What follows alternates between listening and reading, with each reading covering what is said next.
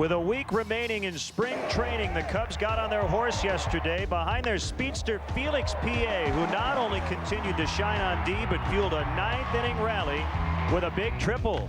He later scored on Eric Patterson's walk-off shot up the middle. It was the Cubs' second final at-bat win of the week and showed the kind of desire to win that Lou Piniella's been hoping for all spring. Today, it's on to Scottsdale to play the Giants. Another sun-filled day of Cubs baseball is next.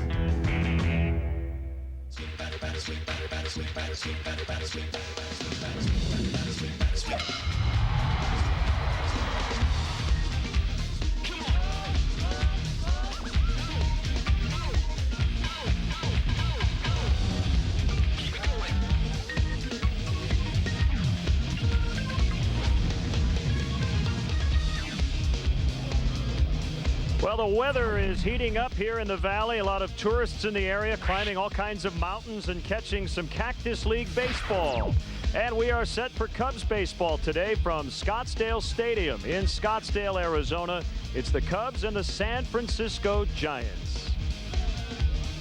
Hi again, everyone. Alongside Dan Plesac filling in for Bob Brenly, I'm Len Casper. The Cubs made a move today. They have signed outfielder Reed Johnson, who will provide a backup in center field. We're not quite sure how much he'll play this year, but he can hit lefties, and he has shown a penchant for getting on base in his career. I think what it does, it gives the Cubs a little bit of an insurance policy. There are some questions going into the season. Felix P.A.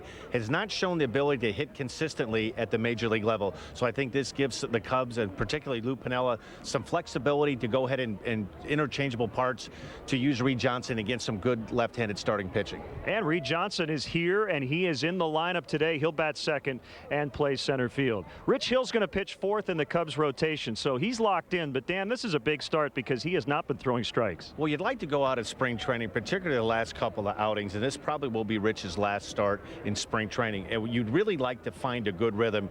You often hear about pitchers talking about you want to feel good about yourself. You want to feel good with your delivery, not necessarily the results. And I think what you'd like to see is a little bit more command of the strike zone, command of that good off-speed curveball that he has, but more importantly, locating his fastball on both sides of the plate. Getting close to the regular season after today, just 4 days left before the Cubs head home to Chicago. Should be a huge crowd on hand as the Giants play their final game here in Arizona. Cubs and the Giants coming up next.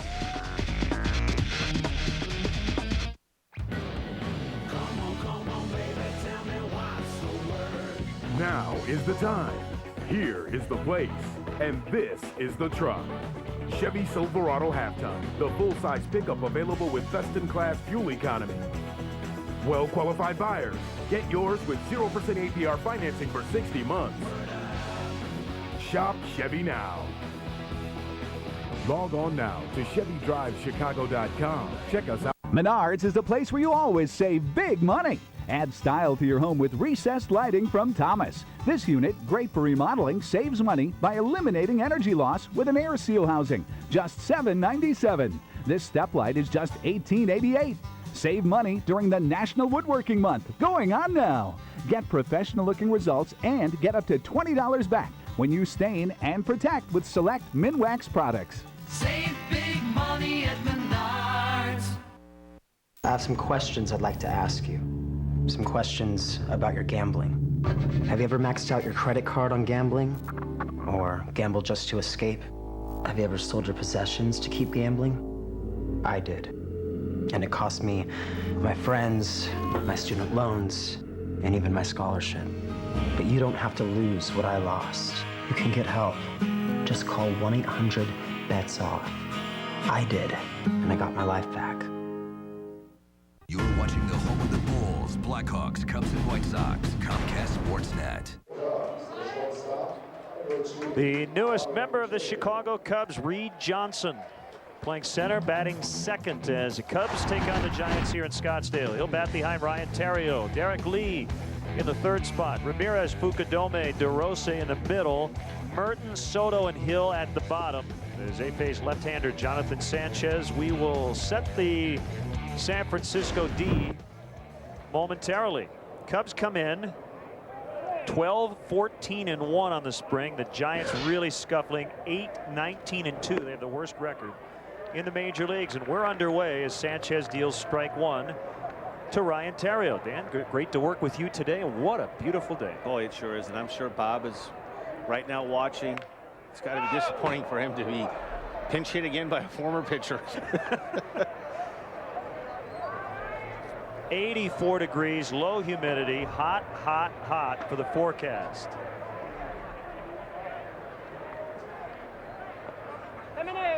Cubs will play the Angels tomorrow in Tempe, Milwaukee in Mesa on Thursday, and then 2 in Vegas over the weekend. Brian Bulcock, the shortstop, will come in and throw out Ryan Theriot.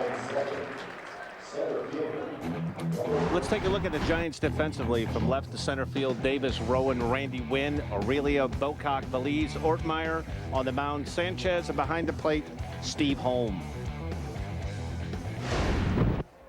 And the left-hander Jonathan Sanchez will pitch 4th or 5th in the Giants rotation. And here's the new Cub, Reed Johnson, who has been very good against lefties in his career. So the Cubs signed him this morning, and here he is. He has hit .308 with a .371 on base percentage and has slugged .462 against southpaws.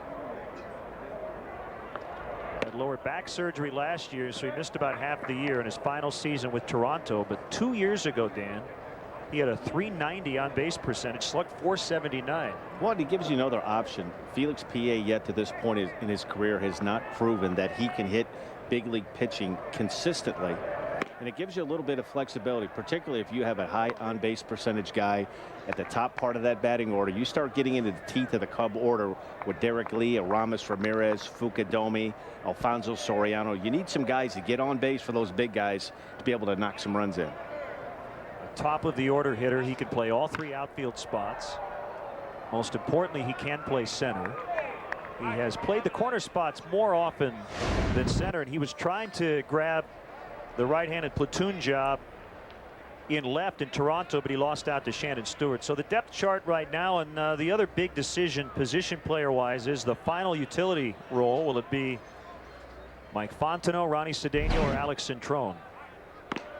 And Johnson swings and misses, so he strikes out. He came in hitting .289 on the spring, but that was his first Cactus League at bat. So he's played in both the Grapefruit and Cactus Leagues. And it's going to be a little bit of adjustment for Reed Johnson. A lot of the pitchers that he's seen, I'm not sure if he has any past history with the young left-hander Sanchez from the Giants. But it's a tough transition going from one league to the other, whether it's the beginning of the season, middle of the season. And I think it's particularly harder on position players. Seeing pitchers, you often have to go by word of mouth, by scouting reports, and you'd like to be able to see with your own 2 eyes what the opposing pitchers, you can go by what your teammates see, but a lot of times you like to see it with your own 2 eyes to be able to gauge velocity, break, movement. Derek Lee shattered his bat, really jammed on that pitch by Sanchez. And he's thrown out by the veteran Rich Aurelia, who will grab that tent peg from the infield grass. Giants coming up against Rich Hill.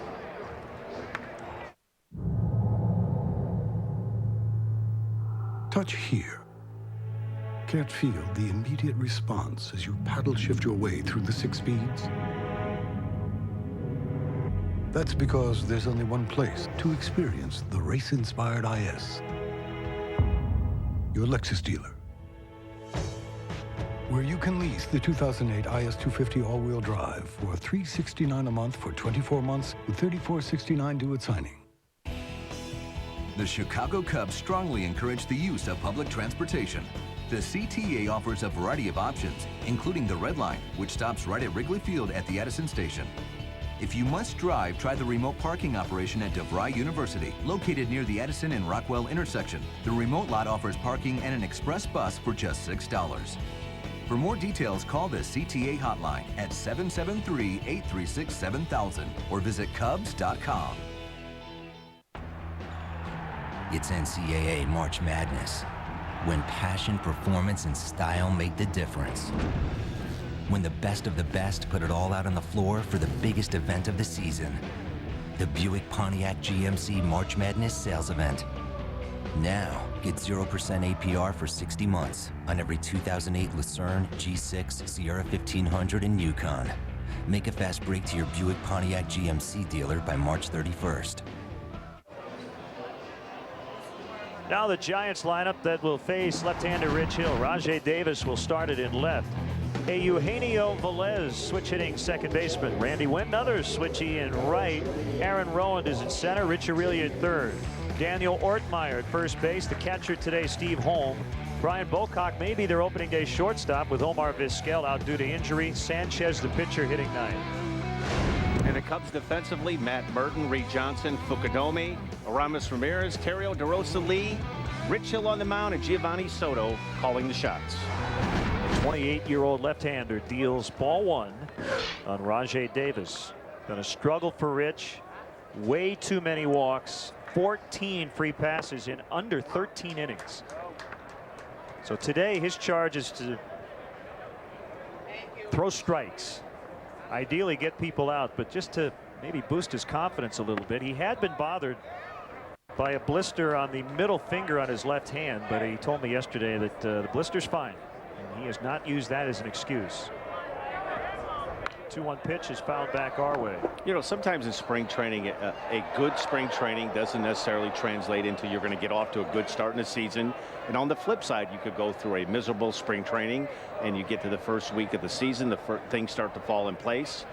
You certainly would like to, as a pitcher, to be able to feel confident about using your primary pitches, being able to locate your fastball on both sides of the plate, being able to throw your off-speed pitch, whether it be a curveball, a changeup, 4 strikes, and it's been a struggle for Rich up to this point. This is a big start, more mentally, not necessarily for the black and white for the numbers. His next outing will be here in Arizona Sunday, but it'll be against minor leaguers, and that'll get him set for his 08 debut, which will be a week from Friday versus Houston to start the Cubs' second series of the year. High chopper to short, charged by Terrio. Davis runs well, but Ryan throws him out by a couple of steps. And I think one of the things that is really important for Rich Hill, if you go back and you look at the games that he pitched very well last year, very much noted for that big overhand curveball. But when he's throwing the ball really well, he gets a lot of his swings and misses and a lot of strikeouts with 2 pitches on fastballs that are elevated right at about the numbers. And if he can command the strike zone early enough, put himself in a position to give himself 2 options to use that big curveball or that letter high fastball, it's a tremendous strikeout pitch. Well, he's going to need to keep Eugenio Velez off the base pass. Going to be tough. Terrio with a throw late. I don't make many predictions, as you know, Dan, but I'll make one. Velez is going to be running. He has 13 stolen bases to lead the major leagues in spring training. And one of the bugaboos that Rich Hill and Ted Lilly, a lot of the left-handed pitchers for the Cubs have been very prone to the stolen base, and it'd be interesting to see here. It's very difficult when you get into spring training to try to change your delivery to be quicker to home plate, and usually when you start making changes in your delivery, it affects your location and your accuracy with your pitches. So I think the smartest thing to do is to be able to just change your looks, hold the ball, throw over. And a lot of times there's a misconception with left-handed pitchers primarily. You have to have your mind made up before you're going to throw the pitch, whether you're going home or you're going to first base. You don't want to get caught in that gray area where you come set, you're looking at a runner, and you're not sure if you're going to go to home or you're going to try to go to first base. The first pitch to Randy Wynn, that's a breaker for a strike.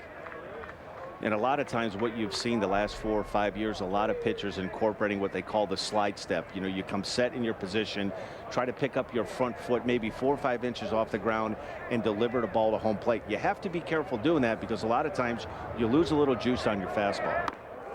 Popped a fastball up and in on Wynn. And this is a very good pitch. It serves a couple of purposes. Not only do you get Randy Wynn up off the plate feeling comfortable, but also if you can come back with a located pitch here down in the strike zone, changing a hitter's eye level, going up then going back down. Good lead by Velez. There he goes. It's a pitch out. The throw safe. That's how fast Velez is. The Cubs did everything right and they still could not get him. Well, he had 64 stolen bases in 06. No, there isn't really much you can do here, Len. He gives Soto a good pitch out, throw pretty much on the second base side of the bag, and every once in a while, you're going to run into some base runners that can simply outrun the baseball. 58 stolen bases last year. When you combine his minor league and major league totals. And that's the 38th stolen base for the Giants, leading the majors. They have not played well, but the one thing they've done well is run the bases. They've committed 33 errors. They have a 6.62 earned run average. Both worst in the major leagues. But offensively, Bruce Bochy knows that they're going to have to do a lot of the little things to score runs. 2 balls, 2 strikes. The next offering by Hill. That one was in tight. And it's full on Wynn. Aaron Rowan is on deck. And it's really a transitional period for the Giants. So much of their offense, you know, the last few years has been built around Barry Bonds. He's been such a focal point of their offense. And now they're trying to find different ways to incorporate, to play a little bit more small ball, try to get some guys that can hit and run and do some things on the bases. Breaking ball, and that one is dunked out into right center. Velez should be able to score easily. Bobbled briefly by Reed Johnson. Don't think it would have made a difference, and the Giants have an early 1-0 lead. Well, that's one of the elements that the Giants are going to try to use this year, having some more players that are a little bit more athletic. Get yourself in a position where you see not a real good curveball, a hanging curveball up and out over the plate, something that Randy Wynn can just go ahead and get up into the air into left center field.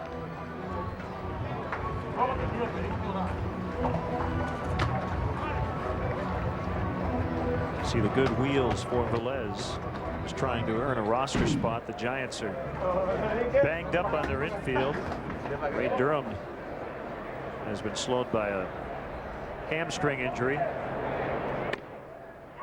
Called strike on Aaron Rowan, and Kevin Franzen was coming back from a left Achilles injury in a minor league game yesterday. Apparently tore the Achilles, and it sounds like he's going to be out the entire year.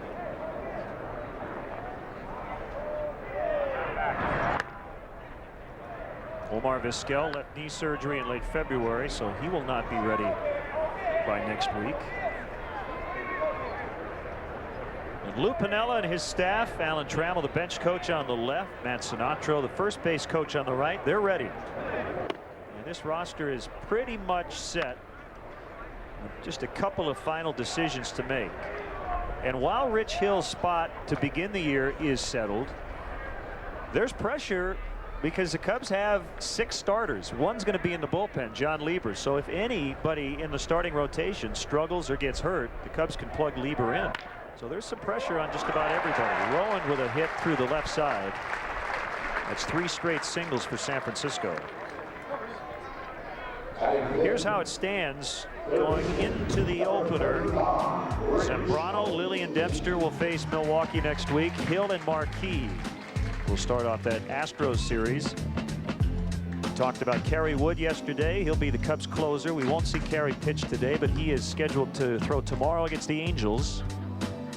And the one other decision is that left-hander in the bullpen. Scott Air had a cortisone shot yesterday. He's had some bone spurs in that elbow. I guess he's going to throw again on Thursday, but I don't anticipate that he'll be ready on opening day, which means there'll be a spot for either Sean Marshall or Carmen Pignatello as Aurelia fouls out to Giovanni Soto, and we're going to see Sean Marshall pitch out of the pen today. Well, you know, it's a great problem to have. The Cubs are one of the, you could probably count on one hand how many teams in Major League Baseball right now are this late into spring training, less than a week away from opening day, and you're looking at 5 starting pitchers, and you have an ace in the hole in John Lieber, a proven commodity, a prior 20-game winner. He's had a terrific spring training. And Jason Marquis, I mean, I'm sure that it caught a lot of people by surprise, Marquis being named in that 5th spot, but he's been such a good pitcher, Len, in the months of April and May. And the Cubs play a good brunt of their home schedule in the first couple of months of the season, and he could be a very valuable commodity for the Cubs early on. Ortmeyer lines right at Aramis Ramirez, and that ends the inning. The Giants get a run on 3 hits, and they lead the Cubs 1-0 after 1.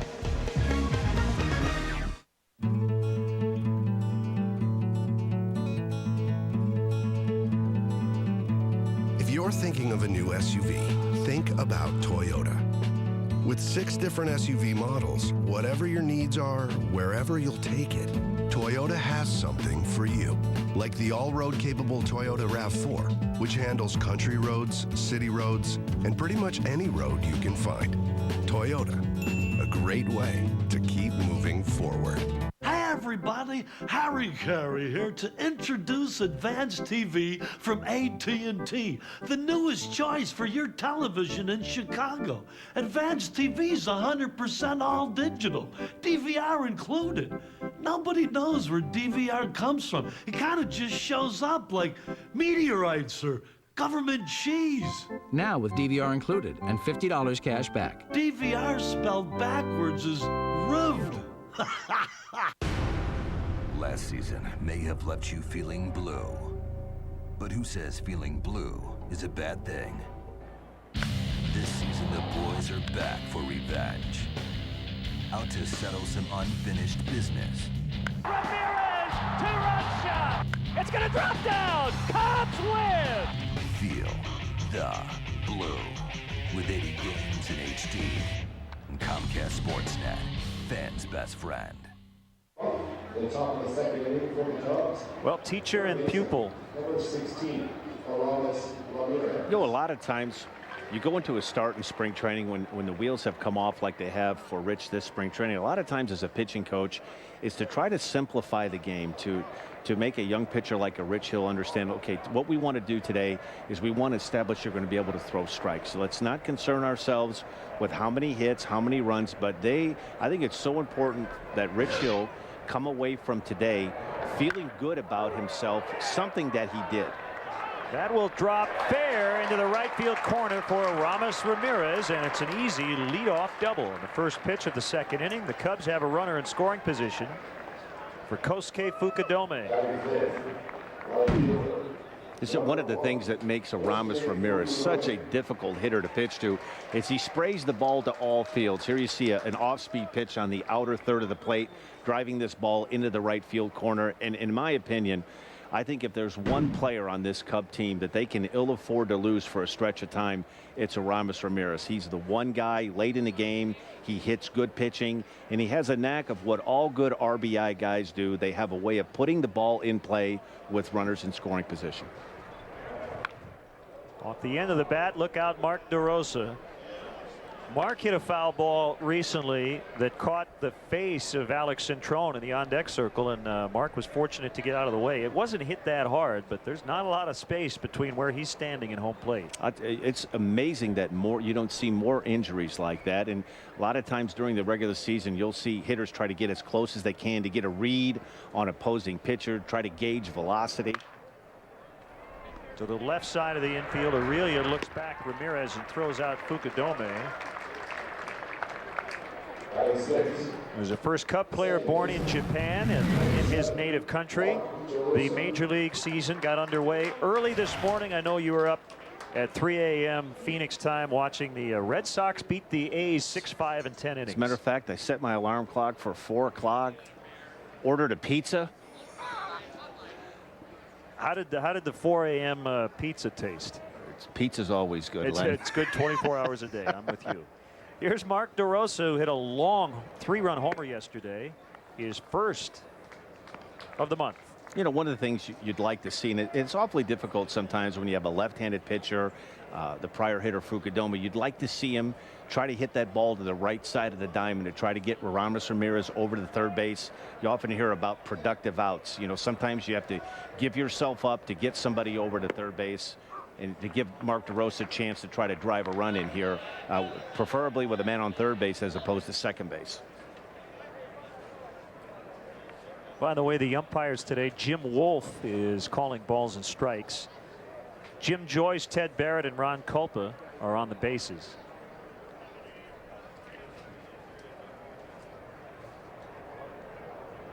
And the pitch by Sanchez is a little high. If I'm not mistaken, Jim Wolf, brother of Padres left-handed starting pitcher Randy Wolf. That'd be a great gig. I wish I had a brother when I was playing that was a whole plate umpire. I believe he is allowed to work games involving Randy Wolf's teams, but he cannot work the plate if he's pitching.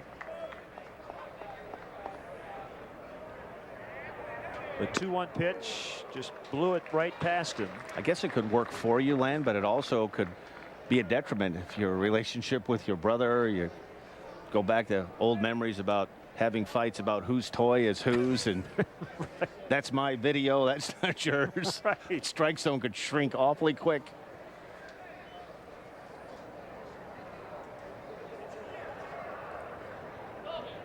Pitch called, strike 3 for out number 2. Ticket sales are at a record pace, but plenty of tickets are still available for the 2008 season. To purchase tickets, visit Cubs.com. Call 1-800-THE-CUBS or visit the Wrigley Field box office. Cubs will begin the campaign at home with 3 versus Milwaukee, and then the Houston Astros will come in.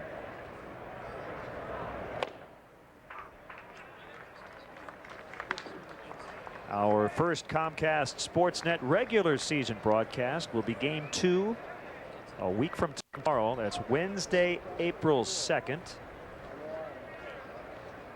And the pregame festivities will kick off at noon Central Time. Hope you can join us.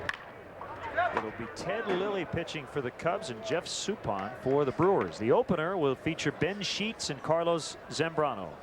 Should be interesting to see how the newly redesigned Wrigley Field playing area is going to hold up with this miserable winter that just doesn't seem like it wants to go away in Chicago. It's going to be tested early. The forecast is for rain early part of next week, so it'll be interesting to see how the new field holds up. I have heard Roger Baird and his grounds crew, they have been working feverishly to make sure that field is in tip-top condition come next Monday.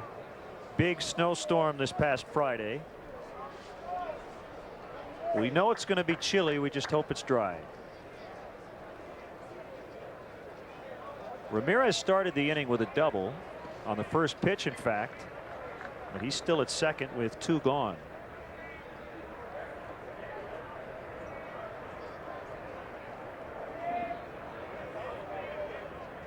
And Sanchez readies for a 1-2 pitch. Here it is. Fouled back by Matt. Still 1-2. I always thought as a player it was so difficult, whether your spring training was in Arizona or in Florida, get used to the weather in the high 70s, low 80s. It's easy to get loose. Your body feels good. And it's a shock to your body. First week of the season, you wake up, whether you're staying in an apartment or a hotel, first couple of days before you settle into where you're going to be staying at for the summer. It's quite a shock to get up at 8 o'clock in the morning on opening day, and you look out and there's frost is coming from your breath, and you have to turn the heater on in your car driving to the ballpark. It's a shock to your body. Matt was late on that swing and miss, and Sanchez gets out of it with no damage done. We're going to chat with Tim Wilkin about Reed Johnson coming up. People think life in California is one big vacation, but it's really a lot of work. We have board meetings. Lots of board meetings. We're always playing catch up. We're really just a bunch of pencil pushers. We burn the midnight oil. Hey, it's a dirty job. Someone's got to do it. So if California seems like your kind of work, when can you start? Find yourself in California. Fly Southwest Airlines Internet specials from Chicago Midway to select cities in California for just $99. You are now free to move about the country. Hey, baseball fans, how would you like to have the coolest house on the block? Come to Sweet Play for the largest selection of Brunswick pool tables, game tables, bars and bar stools, home theater seating, arcade games, air hockey, and outdoor living patio furniture to entertain friends and family. Bring home the fun at 4 convenient locations in Algonquin, Downers Grove, Deerfield, and Naperville. Visit sweetplay.com for store hours and directions. It's NCAA March Madness, when passion, performance, and style make the difference. When the best of the best put it all out on the floor for the biggest event of the season, the Buick Pontiac GMC March Madness sales event.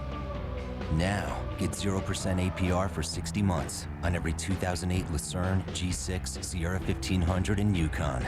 Make a fast break to your Buick Pontiac GMC dealer by March 31st.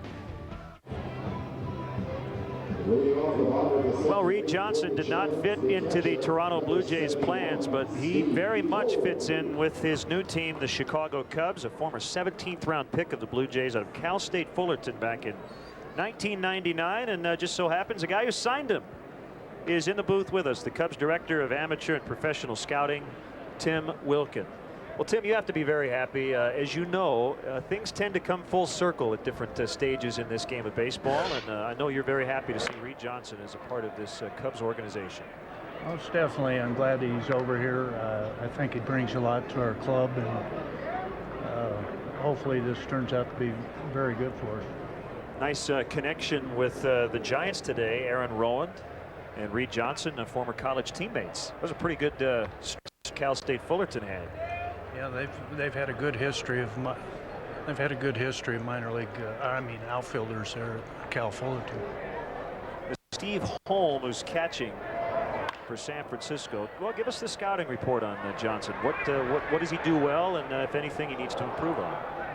Well, I think what Reed brings, he brings a baseball player to the club. He does a lot of things to help you win a ball game. He runs well, he bunts well, hit and run. He'll hit for occasional power, and he's got a chance to play all three outfield positions and play them well defensively.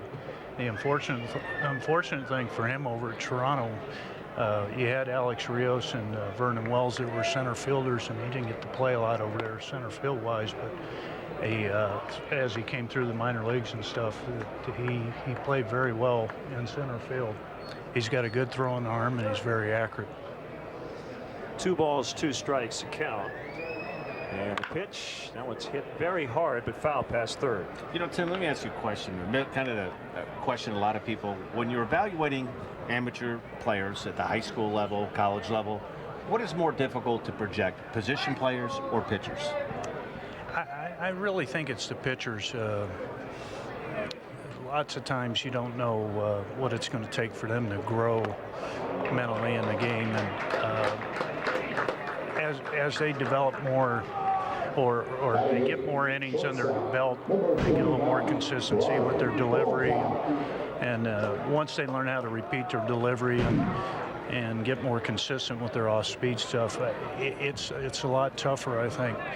The everyday player kind of shows you his abilities right off the bat, and you kind of try to project off of that. Backdoor curve for a strike on Brian Bocock, who's playing short. Again, he's filling in for Omar Vizquel. Again, the Cubs roster is just about set with a couple of final decisions to be made. You know, you look around the big leagues, and this is obviously, Tim, a very important week for everybody trying to finalize their rosters. As we said, Reed Johnson didn't fit in with the Blue Jays, but just because a guy gets released doesn't mean that he is not a fit somewhere else, as Fukudome comes over near the right field line and makes the catch. And I do know from the top on down, Jim Hendry, his entire staff, anybody who's released, whether it's in a position where you have a lot of depth, you do your due diligence and you definitely at least ask the question, would we be interested in this player? Yeah, and you know, we thought this might have a chance earlier when Shannon Stewart had re-signed back with Toronto. And we had our scout, Mark Service, who got to see Reed play 3 times in center field in the last week. So it just confirmed what we had been seeing out of Reed in the past years and the good reports that we had on him, you know, up through the 2006 season before he had that back surgery last year. Let me ask you, just to give fans an idea of how the scouting works at this time of the year, how much are you blanketing the grapefruit and cactus leagues? And, you know, is there any sort of particular plan? Does it change depending on what your needs are? What would you generally be doing at this time of the year as far as your scouts and where you have them positioned? Well, Jim and Randy Bush and myself, we get together and put together what we want to go attack-wise, both in Florida and Arizona. And if certain things start popping up, we'll send some of our premier scouts to those sites, and we keep constant communication with each other, so we really, hopefully we don't lose sight of some frontline players. 3 balls and 2 strikes on the pitcher Sanchez, 2 outs.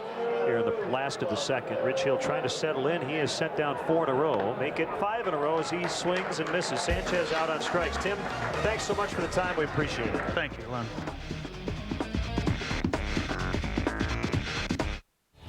Bank of America offers the opportunity to see Wrigley Field like you never have before. Take a 90-minute guided tour and check out the press box, locker room, dugouts, and much more. Tours are available on select dates and can be purchased by calling 1-800-THE-CUBS or by visiting Cubs.com.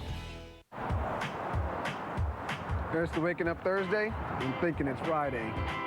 Brighten up your morning with 2 Egg McMuffin sandwiches, 2 Sausage McMuffin with egg sandwiches, or 1 of each for just $3. It's Wednesday, dude. This copyrighted telecast is presented by authority of the Chicago Cubs and may not be reproduced or retransmitted in any form. And the accounts and descriptions of this game may not be disseminated without the express written consent of the Chicago. Maintain your home and vehicle with quality products from Menards. Ultra Pure Water Softener Salt Cubes with Resin Clean keeps softeners operating at peak performance, controls mineral buildup, and eliminates tank brine cleanout. 2 40-pound bags of salt cubes are just $7. Keep your vehicle looking its best with Black Magic Car Care products. Black Magic 2-in-1 leather cleaner or Black Magic liquid wax are only $4.99 each. Quality products for low prices. Menards. Save big money at Menards.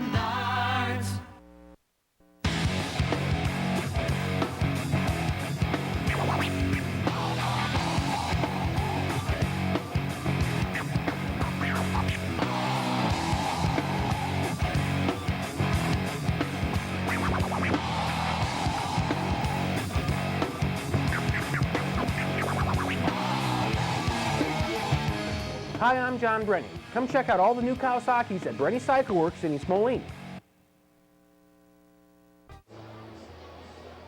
Hey, the 3rd annual Cub 5K race, the 5 Wrigley K 5 on April 13th, starts at Clark and Addison, continues through the Wrigley Field neighborhood, and finishes with the run down Wrigley Field concourse under the famous marquee.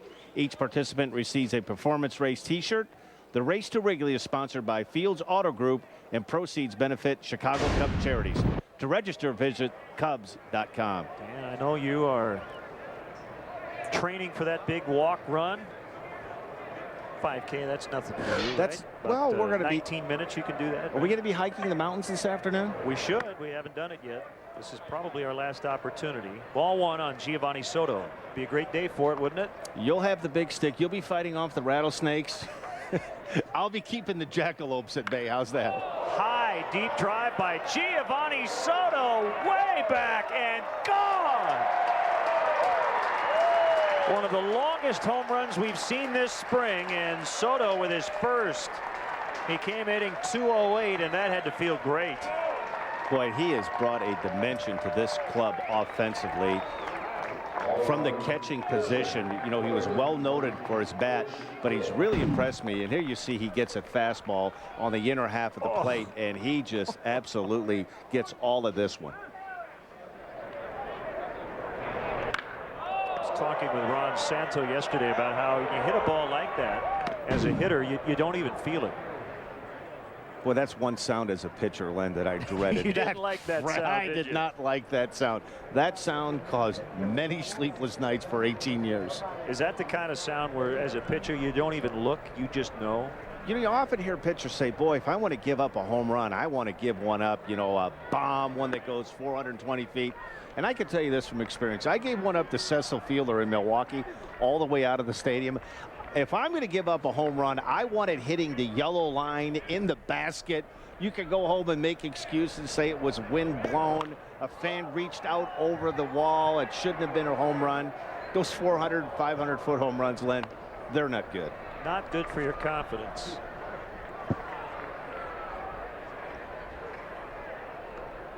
One ball and 2 strikes on Rich Hill. See, he has really opened up his stance.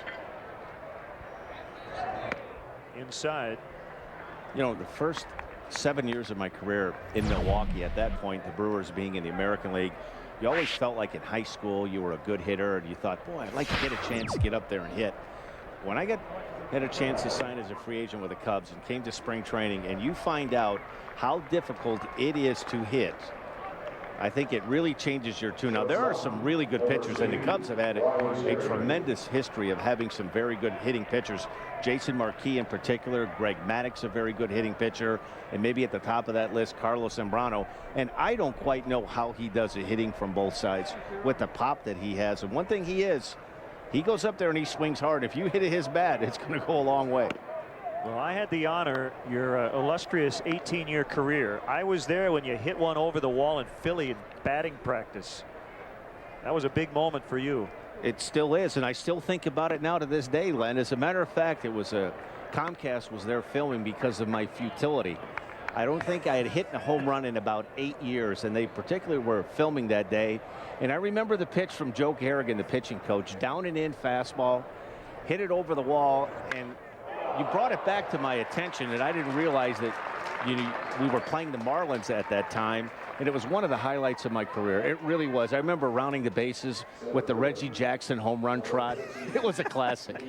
Ryan Theriot with a one-out single. Just a glancing blow off the glove. No, didn't even get to the glove of Sanchez. Got past him and into center field, and it'll bring up Reed Johnson. Broken bats for the Cubs today.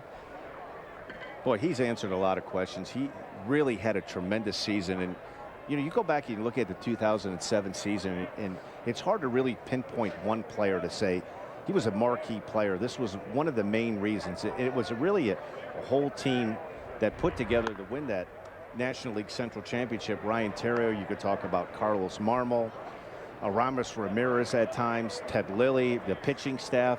But Ryan Theriot looks like he's going to be a shortstop, and he's going to be here for a while. He's proved a lot of the critics wrong. There were a lot of doubters that he wasn't big enough, strong enough to handle a demanding position shortstop and play every day. But he has been a terrific find for the Cubs. And he's had a huge spring. Came in at 362, and he's 1 out of 2 on the afternoon. Well, the other moves the Cubs made, in addition to agreeing to terms with Reed Johnson, they optioned outfielders Sam Fold and Eric Patterson to AAA Iowa, and they have assigned left-hander Les Walrond and infielders Michael Hoffpower and Casey McGee to minor league camp. Also, Angel Guzman was placed on the 60-day disabled list as he comes back from Tommy John surgery. Talked to Angel last week. He was throwing on flat ground, playing long toss. So the spring roster right now, 32 players, 17 pitchers, 2 catchers, 8 infielders, 5 outfielders. 1-1 to Reed Johnson is outside. 2 balls, 1 strike. It's a good problem to have right now for the Cubs. You're basically looking at 2 areas. Where are they going to go in the left-handed department in the bullpen? Is Scott Ehrer, is he going to be able to be ready in time if he starts the season on the disabled list? Does that mean that Sean Marshall may have the inside track? And then you're looking at the extra infielder, the utility infielder position. Now, those really right now, it's a great problem to have if you're the Cubs, when so many teams in Arizona and Florida right now are looking to fill out the back end of their starting rotation, looking to find some setup guys in the middle part of the bullpen, trying to decide on who's going to close, who's going to be your everyday middle part of the infield. A lot of those questions, fortunately for the Cubs, they've had a healthy spring training up to this point, and right now you couldn't have asked for them to be in a better position as far as strength in the bullpen, strength in the starting rotation, and healthy bodies in the position players. And they just so happen to be playing their best baseball of the spring as well. They have won 6 times their last 9 games. 6-2-1.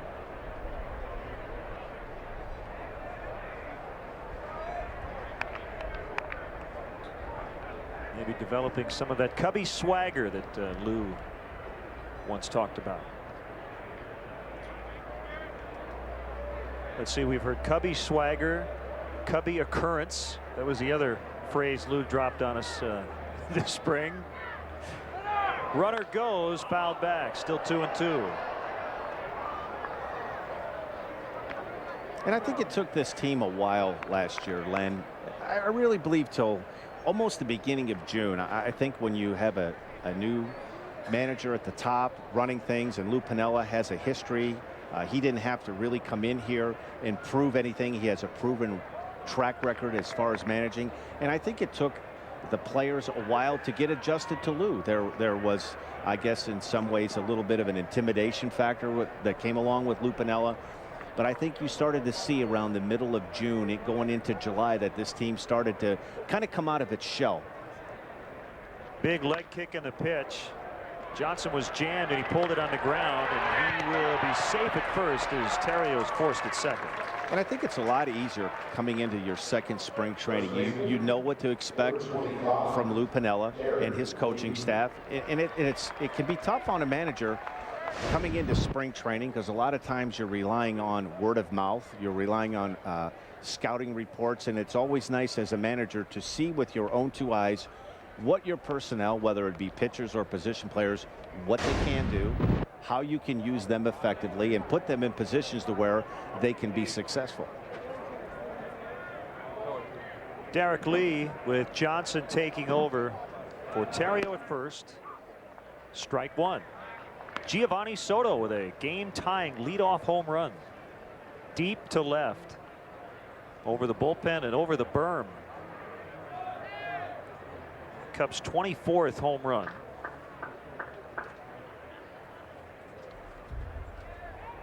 The 0-1 from Sanchez, fouled straight back in the ground.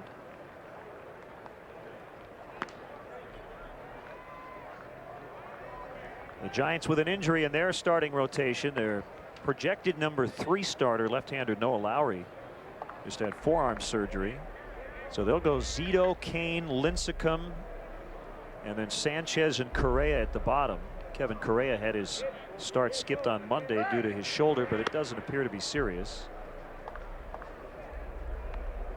Sanchez, born in Puerto Rico, and was a 27th round pick out of Ohio Dominican University in 2004. Last year he was the Giants' number 2 prospect, according to Baseball America. I don't know if you've had a chance to watch Barry Zito at all. I saw him last week in a game aired right here on Comcast Sportsnet against the White Sox. He has tweaked his mechanics in his windup. He's no longer bringing his hands over his head. He's just trying to simplify everything after a disappointing first year with the Giants. Well, a lot of times pitchers, you get a lot of wasted motion in the delivery. He had that big bringing his arms up over the back of his head. And sometimes it's about where you feel comfortable in your delivery, because really pitching is about as many times as you can repeating your delivery. Game-tying home run, Giovanni Soto with number 1 in the Cactus League. We hope to see a lot more of that in the regular campaign. It's 1-1.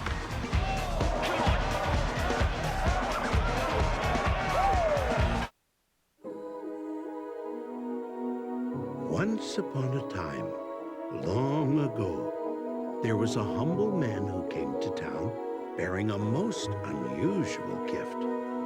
The gift of the magic rings. These rings were not shiny, nor made of precious metals. But they would, said the man, allow people to do amazing things. There goes the flank in the row. On these magic rings, he told all who would listen, mortal men can fly. And though some laughed, many more believed. And those who believed did indeed fly, faster and farther than anyone thought possible. And people came from far and wide to watch and to wonder. As the years passed, the legend of the magic rings grew. And today, from every corner of the world, the people still come. They watch, they cheer, and they wonder. Because now, just as always, the magic rings are available to all who would have them. Where will the magic rings take you?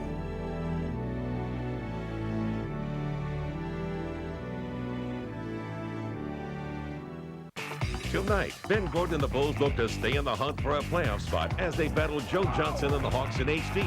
Coverage starts at 7 with Dex Bulls pregame live. Bulls Hawks in HD tonight at 7 on Comcast Sportsnet. Fans' best friend.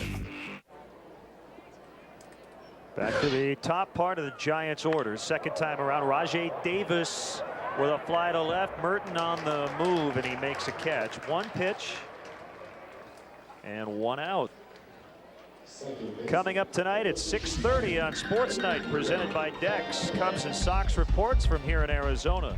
The Hawks fight for a playoff spot, maybe literally. The fire gets underway as well. Join Mark Shanowski and Gail Fisher for Sports Night, presented by Dex, tonight at 6:30. Only on Comcast Sportsnet, fans' best friend. I think the Hawks play the Blues coming up for the second time within a few days, and got a little rough the other night. Imagine that, a hockey game getting a little chippy. Well, you had a team in the Blues that's kind of seeing their season slipping away, trying to make a point with the Blackhawks team fighting for their life to make the playoffs. But it's been great to see that there's an interest back in Chicago Blackhawk hockey. And we wish John McDonough and Jay Blunk the best. Rocky Wirtz, they've done a wonderful job with the Blackhawks, and of course John, the former Cubs president, longtime member of the Cubs organization, Jay Blunk as well. And they have done a fantastic job.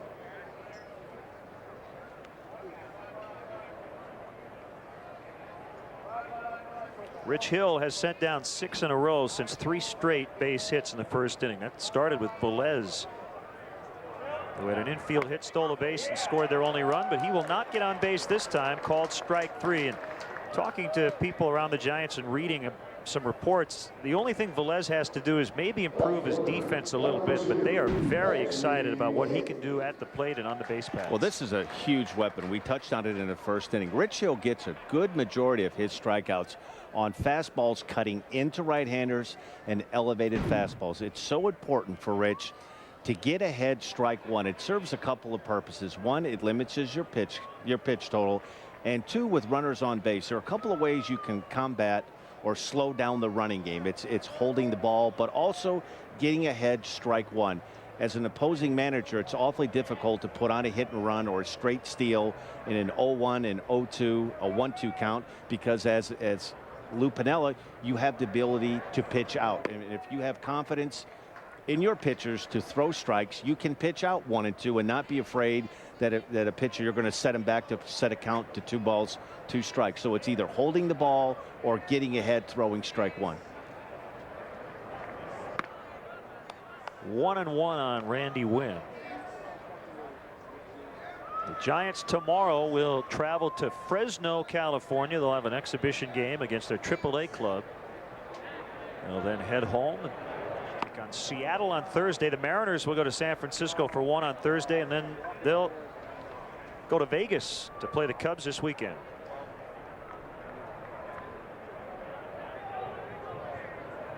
And the Giants have their annual exhibition series against the A's this weekend, as Randy Wynn has just untied it with a home run.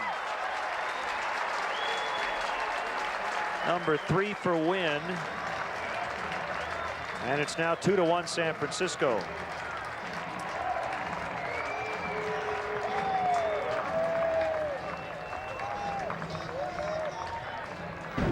Here you see a fastball from Rich Hill on the inner third of the plate, a little bit elevated. You know, you're going to, during the course of the season, you're going to give up some home runs, but if you can try to keep the home runs at a minimum, and particularly solo home runs, you're going to get hit. I mean, that's the nature of the beast, is being a pitcher, and one of the things you cannot do is be afraid to throw the ball into the strike zone. You have to attack the strike zone, and sometimes you have to give hitters credit for putting the bat on the ball, and it's so important. And a lot of times you like to see how a pitcher is going to react after giving up a home run. He comes in with a first pitch curveball strike to Aaron Rowan, and see if he can make quick work with Aaron Rowan here. First home run allowed by Hill. The walks have been a problem. The home runs have not. Last year in spring training, he walked 0. So he has been around the plate a lot more this afternoon. He has not given up a free pass, but he trails 2-1. The 1-1 pitch drifts inside. 2 balls and a strike on Rowan. Aurelia would hit next if Rowan gets on base. And with Rowan and Reed Johnson, former college teammates, very similar players in the outfield. They have no regard for their own physical well-being. They both like to crash into things. Talking off the air to Tim Wilkin just about how impressed he has been with Reed Johnson. And kind of the scrappy nature. And that certainly will help this club as Rowan felled by that pitch. They got hit maybe in the foot. He has protection on the left shin, but that's for foul balls. And he doesn't look like he's feeling very good. I think right now you may see Larry Rothschild, and he is coming out to have a little visit with Rich Hill. You know, after giving up the home run to Randy Wynn, he was able to throw a first pitch curveball, get it over for a strike. And then he was missing location there. And we're not talking by a couple of inches inside outside. The pitch prior to hitting Aaron Rowan was supposed to be a 2-1 fastball, a pitch that was way up and away. And here a fastball that he just pulls right into the back leg. And a lot of times with Rich Hill, you know, every pitcher, you can knock mechanics or talk about mechanics, but one of the things that sets him back when he gets a little bit erratic in the strike zone, he has at times a dramatic, if you look at his shoulders, his front shoulder in particular, he leans back, he leans forward, and when you're using that type of delivery, you have to really be fine and being in control of yourself, because if you get a little bit too quick, if your lower half of your body gets out front as your shoulder is still up in the air, you never quite get back on top of the ball. And a lot of times you'll see Rich, when he's struggling, the ball's either going way up and away or pulling the ball down in the dirt. His timing has to be just right. So it appeared that ball got the back foot or lower leg of Rowan. It might have also caught the shin pad on the front leg, but he is out. And Fred Lewis is pinch running for Rowan at first. Hill will check on him. And it's one of the things with pitchers that I'm not sure if you ever completely master, saying you go into a season or a game and you work on things in the off season, trying to refine your mechanics to be able to repeat your delivery pitch after pitch after pitch. And it's very difficult to do.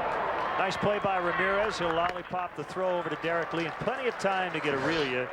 And the inning is over. Wynn with the home run makes it 2-1 Giants after 3 innings.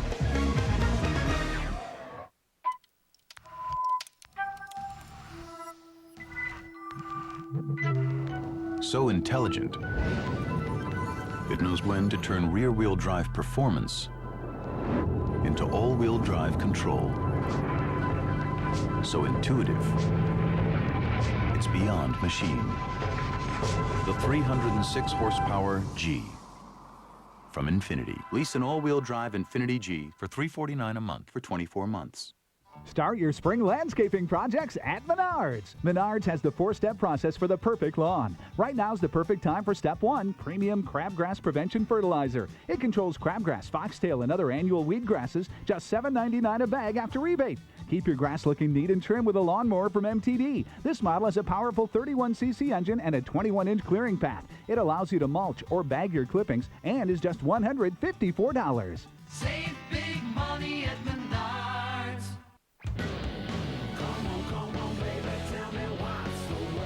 Now is the time. Here is the place. And this is the word. Every Chevy car, pickup, and SUV is backed by the 100,000-mile powertrain warranty.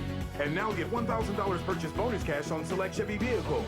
Well-qualified buyers can combine it to get 2.9% APR financing for 60 months plus $1,000 purchase bonus cash on an 08 Chevy Equinox. Log on now to ChevyDriveChicago.com. Check us out today. Tomorrow, the Blackhawks are back on the road and ready to lead the Blue Jackets out on the Cove. Followed by Crown Royal Blackhawks post-game live. Blackhawks Blue Jackets tomorrow at 6 on Comcast Sportsnet. Fans' best friend. Well, what happens a lot of times, Len, after an inning is over, a pitching coach here, Larry Rothschild, coming up to Rich Hill, probably discussing something they talked about before the game. You know, don't let a certain pitch, or you see his reaction on that home run. You try to work on some things in spring training that you're going to carry over to next week once the season starts, whether that means working on a particular pitch, working on your mechanics, not necessarily worrying about what the bottom line, the results are going to be, but you have to feel comfortable once the season starts to be able to throw all of your pitches, throw them for strikes, not only your primary pitch, but also your off-speed pitches. And I'm sure they had some type of a game plan, and I'm sure that Larry was just after that inning was over saying, hey, listen now, you can't let one pitch, one run, you've given up 2 runs in 3 innings, you're throwing the ball well, throwing the ball where you want to for the most part, and let's just keep everything right where we're at. Loved what Aramis just did on a 1-0 pitch. He just put his bat on his shoulder and said, "Throw me a strike." And Sanchez didn't. And that time he geared up on a 2-0 fastball and fouled it back.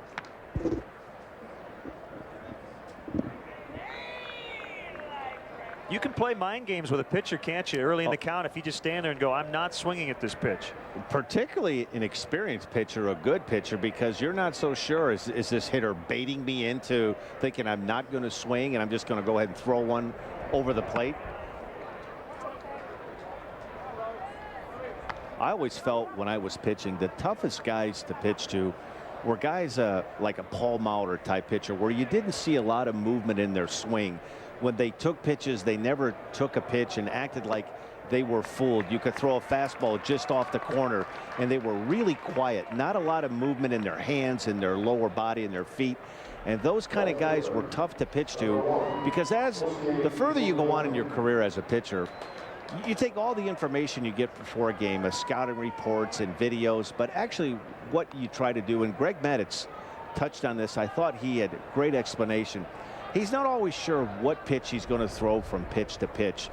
That hitter is pretty much going to tell him, and he had a great theory. When they swing fast, I throw slow. When they swing throw, I throw it faster. And, you know, and it makes a lot of sense, but it takes you a while to get to that point where the game slows down enough to where you could throw a pitch and tell by a way a hitter either he was jumping at that, so you see that and you say, okay, he's charging for something hard early in the count, so I'm going to back off and throw some off-speed pitches.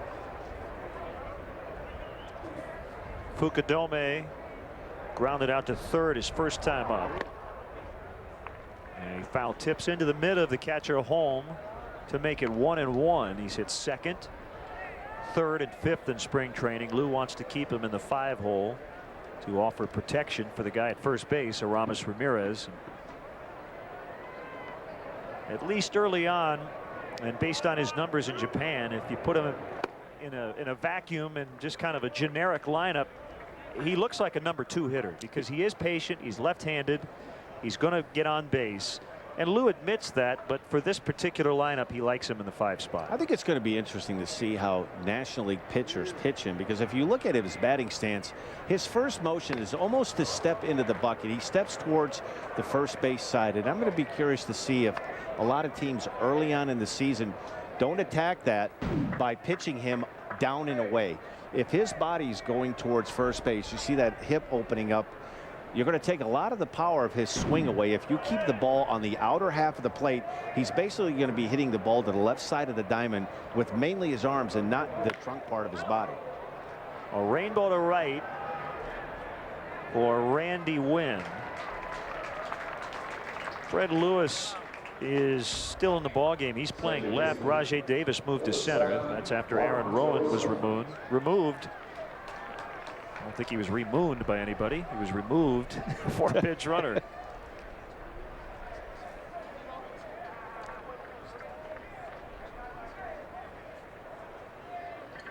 So 1 out in the inning. De Rosa caught looking in the second.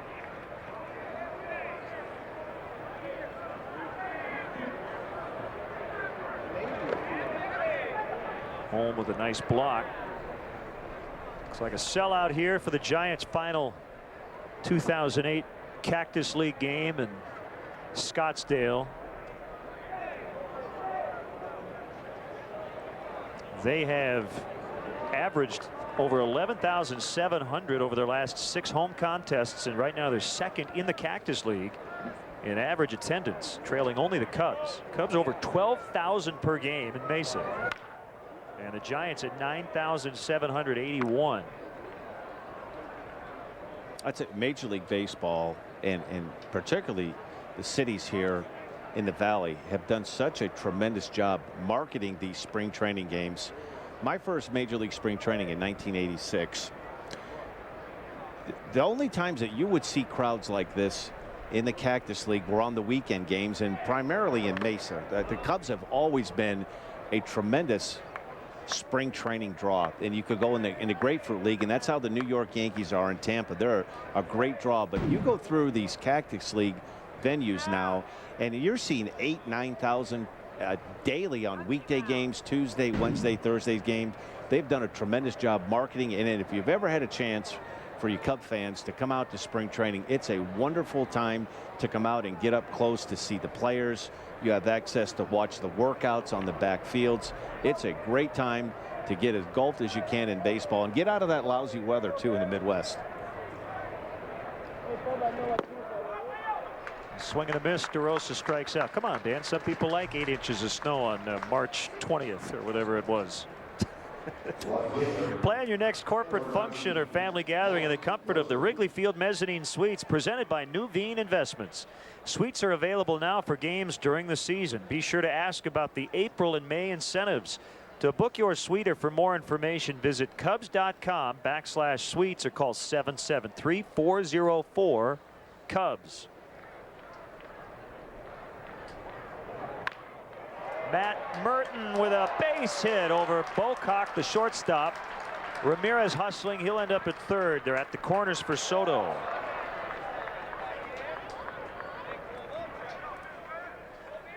You see a fastball on the inner half of the plate, up and in. A little bit of a jam job. Merton getting his hands through there, being able to muscle that ball over the infield.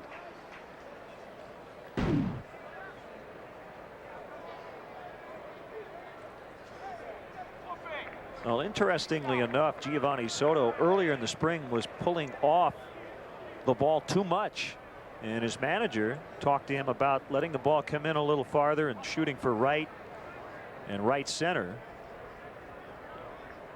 And I don't think Lou minds at all watching a swing like the one in the third inning where he turned on a pitch and sent it way over the wall and left. This is an interesting at bat right now. You have Rich Hill on the on deck circle, and you have to really be patient as a hitter. I'm sure he's not going to get that pitch right there, Len, in this spot. You have 2 outs, first and third. Rich Hill on deck, and he's going to have to be patient. I wouldn't be surprised if the Giants don't try to go with a lot of off-speed pitches to try to get himself out. I think it's why it's so tough to hit in the 8th spot in the National League, because you're not going to see very good pitches. A lot of times with 2 outs, teams want to go after you to try to get you out, so the pitcher's leading off the next inning. And if this was a regular season game, I'm pretty sure right now that as soon as this count ran to 2 ball, 1 strike, if it got that far, that they would just go ahead and put him on. Knocked down by Bocock, but it'll be a hit for Soto, his second RBI, and in fact the second time he's tied the game. It's 2-2. You know, not a bad pitch, but that's, you know, you have different mindset as far as the way you're going to approach a game in spring training as opposed to what you would during the regular season. A fastball here, which is kind of an interesting pitch. You have first and third, you have 2 outs, Rich Hill, you have a left-handed starting pitcher against a left-handed hitter, and I'm sure during the regular season Bruce Bochy may have decided to say, hey, let's just put him on, let's pitch with the bases loaded and go ahead and get the pitcher Rich Hill. So the Cubs have tied it for the second time in 2 innings. And Merton is now at the bottom of your screen at second. Soto with his lead at first. And the offering to Rich Hill as a fastball strike. Cubs now out hitting the Giants 5-4.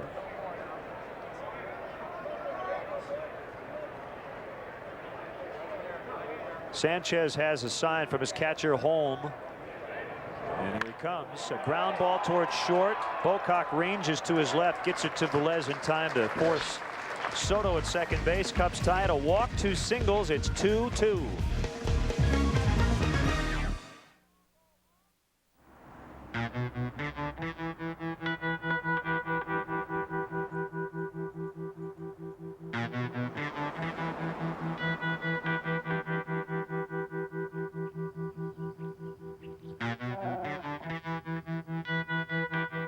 High gas prices stopping you in your tracks? Fly, don't drive. With Southwest Airlines, you can fly from Chicago Midway to all these cities for just $49 one way. You are now free to move about the country. The Reebok Hex Ride running shoe. Extreme comfort and cushioning, perfect for the off-season. There is no off-season. I'm with you, Matt. Running keeps me strong. Got that, Tori. It builds my speed. Like you need more speed, Chad. It will to break my records. Hey guys, we all have our reasons. For sure, Stace. To be a better dancer. Like me. It's your move, Matt. Matt, you might want to stick to passing. Yeah.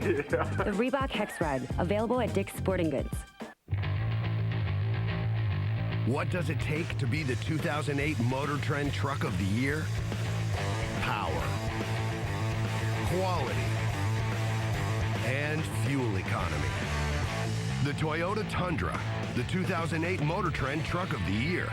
Now get 0% APR financing or $3,000 cash back. Find out more at ytundra.com. Experience Cubs baseball from the private comfort of the batter's eye in center field, offering a spectacular view and catered service for groups of 75 to 100. The batter's eye is a great option for entertaining in Chicago's unpredictable spring weather. The batter's eye is also available for non-game day functions. To book your date or for more info, visit Cubs.com/suites or call 773-404-Cubs. I have a feeling the batter's eye will be very, very popular in the first couple of months of the regular season. Follow the berm. A beautiful day in Arizona. 2-2 our score, bottom of the fourth. Len Casper along with Dan Plesac and our Comcast Sportsnet crew. Thanks to Ron Santo, Cubs legend, for filling in yesterday. Cubs with a game-ending hit from Eric Patterson.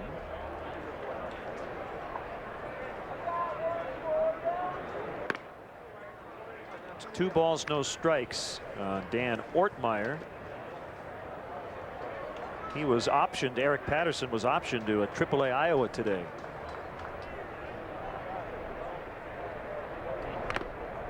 Ortmeyer got a piece of the ball and of Giovanni Soto, who tells Jim Wolf he's fine. This is a big inning for Rich Hill. The wheels kind of came off towards the end of that third inning.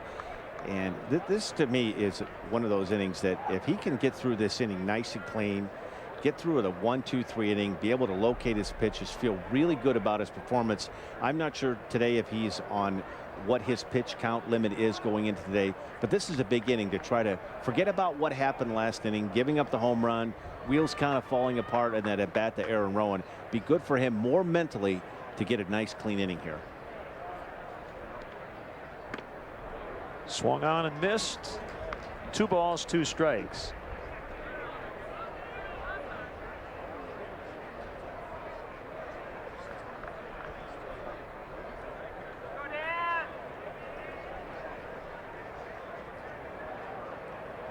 The wind and the 2-2. Another broken bat, slowly hit. Ramirez cuts it off. Throw to first. Close play. They got him.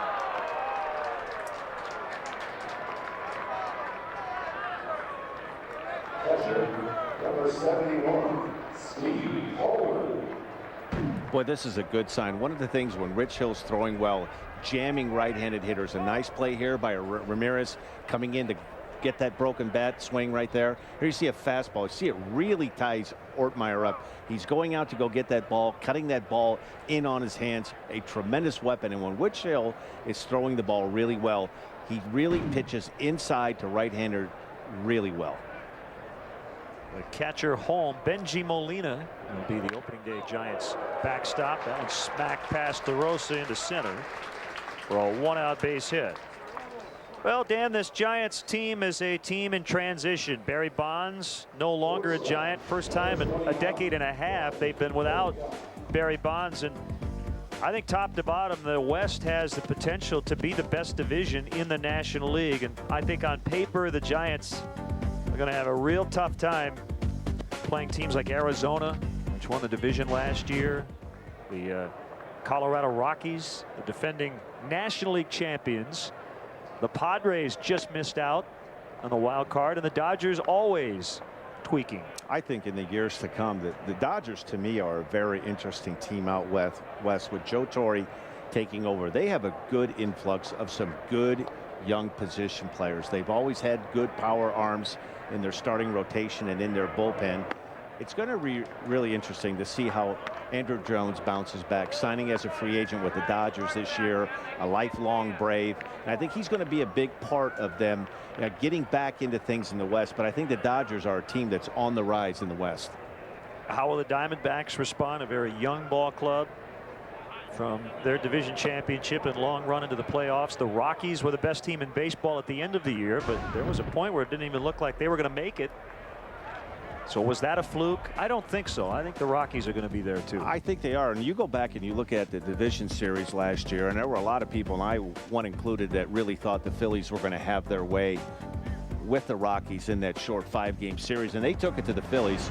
That you could make a case that the Phillies might be the most explosive offensive team in the National League, and it's going to be tough for the Giants this year. You know, it's funny, you go into the season and a lot of the experts, you know, looking at where are the divisions strong and who's weak, and the West was looked at as not a real strong division. But as the season went on, all the teams fighting for a playoff spot played very well the last month of the season, and it's going to be interesting to see what shakes out. That's a first walk issued by Rich as he faces Sanchez with runners at first and second.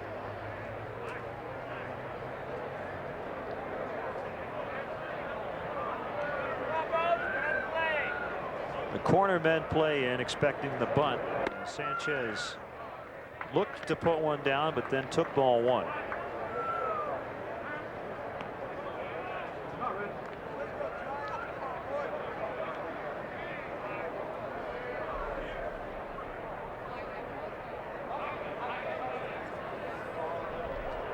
The next one, that's low and away. All of a sudden, Rich has not been able to find the strike zone, and here comes Larry Rothschild. And sometimes one of the toughest things to do as a pitcher, when you know that somebody's coming up and it's obvious to everyone in the ballpark that they're bunting, to go ahead and you almost have to tell yourself to be aggressive throwing the ball to home plate. When you're anticipating pretty much a cinch bunt situation, you tend to relax and tend to guide the ball, and you have to throw the ball, and you have to be very careful, because he might put himself in a spot here with a couple of more errant pitches. He's going to have the bases loaded with one out and then go through the top part of this Giant order.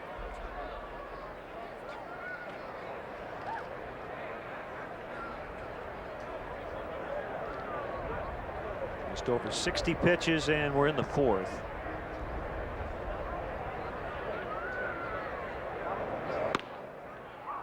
Feathered that BP fastball in for a strike.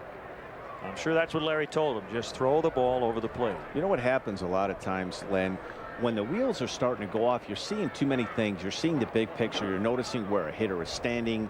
And when you're throwing the ball really well, you're in this almost this zone to where you're seeing the glove, you're seeing Giovanni Soto. Boy, he did him a favor there, didn't he? Absolutely. And it's one of the things that is the most difficult thing about pitching is to keep yourself mentally focused on what you're trying to do. The next pitch is the most important pitch that you're going to throw, and not see the umpire, not see a hitter, where he's standing, where his feet are, where the runners are, or am I holding the ball long enough? When you're in one of those good grooves, good zones, you get the sign from Giovanni Soto and you execute the pitch. That pitch was way up in the eyes of Sanchez, who got his bat on it. Lays down a very nice bunt, especially with 2 strikes. He'll end it up on his fanny as Ramirez throws out Sanchez. It'll be a sacrifice for the Giants pitcher. Second and third with 2 outs for Rajai Davis. You know, not the ideal type of bunt. Almost bunts this into a pop-up to Aramis Ramirez. Gets the ball down at a nice play by Ramirez to come in and make that play. And this is a big out right here for Rich Hill. You have second and third, 2 outs, 2-2 ball game, and it's so important for him right now to establish strike one, to be able to get this first pitch over, then have a couple of options to use that high fastball and to use that strikeout curveball. Get me over curve, strike one. Again, we anticipate seeing Sean Marshall in relief in his bid to make the club, and Lou Piniella has essentially laid it out there that if he proves that he can do it over the next couple of days, he's in. Paul Sullivan from the Chicago Tribune quoting the Cubs manager today saying, quote, if Marshall can handle the job, basically it's going to be his. We'll see what he does here over the next couple of days. Carmen Pignatello, another option. And we are assuming that Scott Air will at least start the year on the disabled list and hoping that his elbow injury is minor. But one of the things the Cubs have going for them, they have a lot of depth in that bullpen. You know, Michael Wirtz has had a terrific spring training up to this point, and oftentimes you talk about the back end of the bullpen. Kerry Wood securing the closer spot. You have Bobby Howery, Carlos Marmol. They have a lot of depth in that bullpen, and they have the kind of righties that can get left-handers out also. DeRosa flipping down the shades. Fukudome, however, has a better angle coming in, and that will end the fourth. 2 left, no runs, 2-2.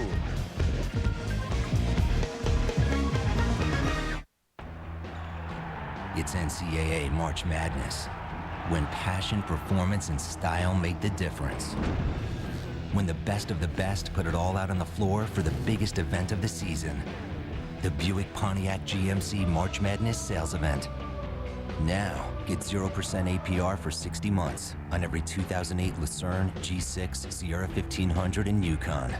Make a fast break to your Buick Pontiac GMC dealer by March 31st. Pick, ride, finance, drive. Pick, ride, finance, drive. At J&J, you start by picking your perfect RV and taking her for a test drive. We'll set you up with financing and you're on the road. J&J Camper, a family-owned business for over 40 years on Route 5 East Bowling. Dream it, own it, live it. That is so sweet. Yep, high def is the way to go. You know, it's too bad you're not really connected. Wait, what do you mean? Well, you need Mediacom digital cable. It's the only way you get ESPN, ESPN2, and other high-def channels at no extra cost. Digital includes high-def channels? Dude, it's the only way to go. Dude. Make your move and upgrade to digital cable with HBO and Stars in HD, and they'll watch anytime you want power of on demand. Just $9.95 a month for a whole year. Call 1-800-CABLE-TV today. Chicago Tribune Live, weeknights at 5:30 on Comcast Sportsnet. Tonight, the race for the playoff heats up on Comcast Sportsnet as Luol Deng and the Bulls take on the Hawks in high definition at the United Center. Coverage starts with the Dex pregame, Bulls pregame live. Bulls Hawks tonight at 7 on Comcast Sportsnet, fans' best friend. Nicely done, partner. I practiced that the entire plane flight. I can tell. It kind of irritated the young lady that was sitting next to me reading a book. But she knows what's on Comcast Sportsnet tonight. I've got to come up with that Lencast for Comcast Sportsnet next. Chopped to short, nice play on the short hop by Bocock, who throws out Brian Terrio. Tell you, you're filling big shoes to say the least when you're spelling Omar Vizquel at shortstop. Boy, nobody plays that position better than Omar Vizquel, but this is a terrific play. Gets it right on the in-between hop in a good, strong, accurate throw across the first.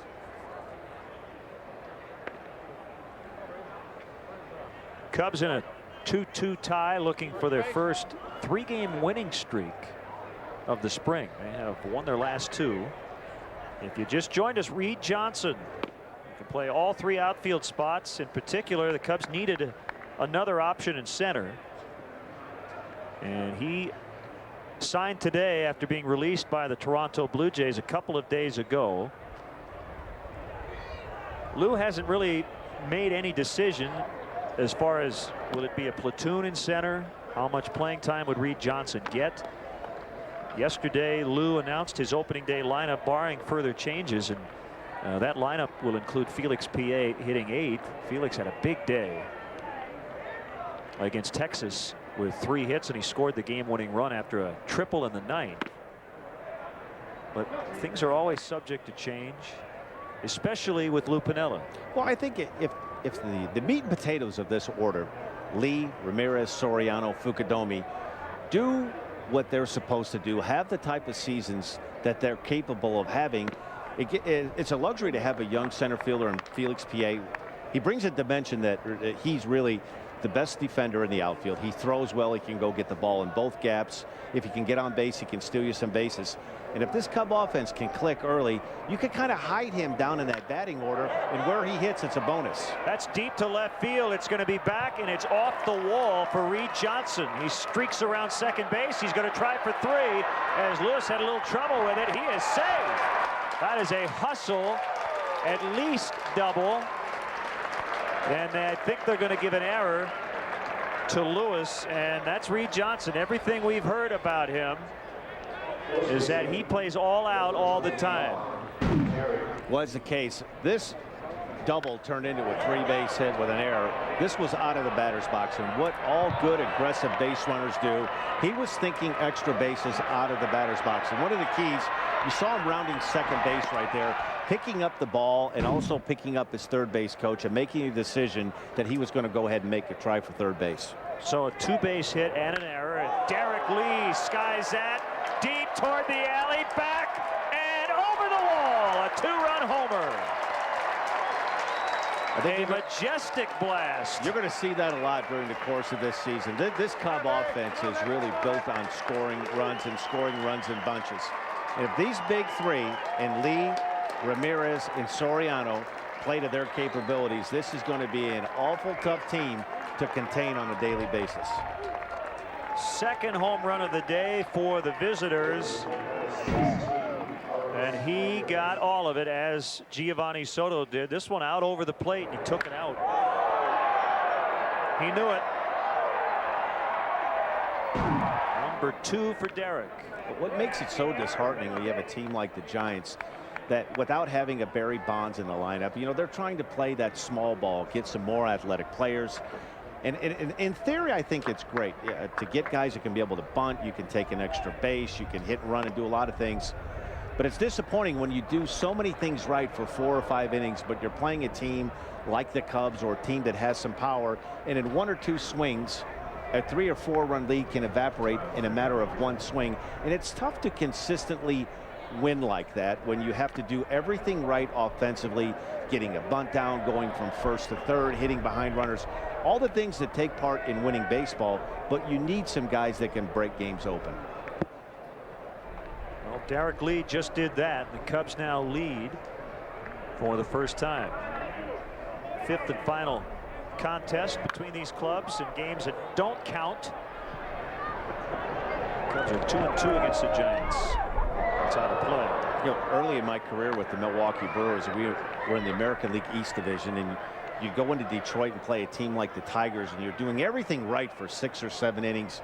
You know, we had some really good players, 2 Hall of Famers and Robin Yount and Paul Molitor, and you do things right. We didn't have that big home run threat, and it would be so disappointing. You know, you're winning 4-2 going into the 6th inning, and in one swing of the bat, Darrell Evans, boom, hits a 3-run home run, or Lance Parrish hits a 3-run home run, and all that work you did for 4 or 5 innings in a couple of swings goes right down the drain.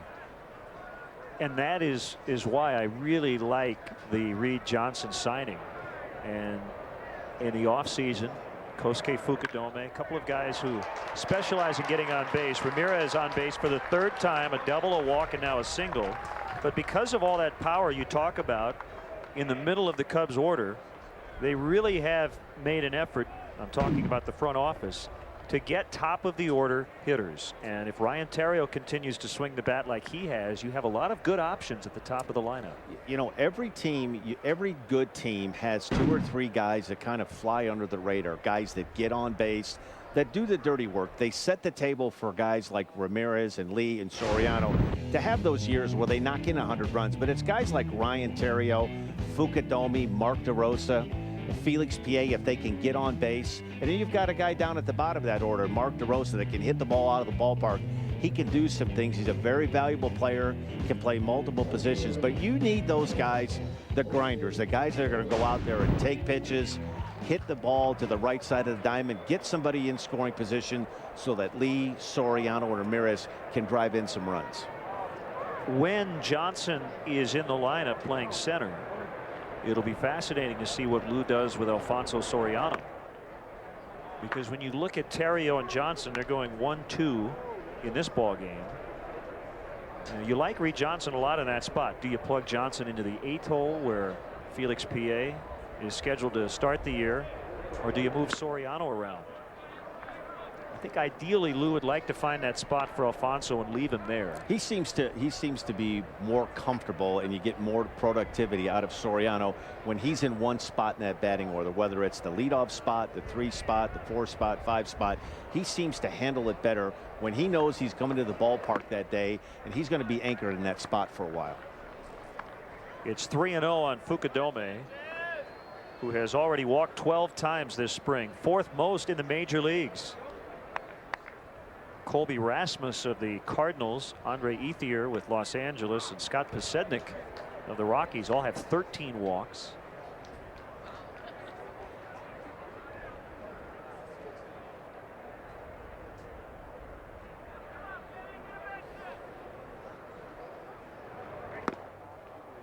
That's ball 4. Kosuke is the 4th straight Cub to reach base.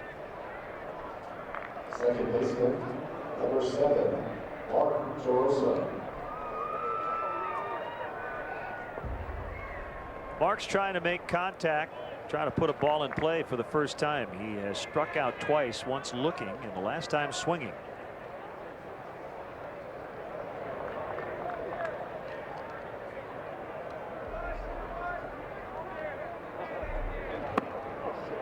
Happy 50th birthday to Dennis Dobbs watching the ball game in Palos Park, Illinois.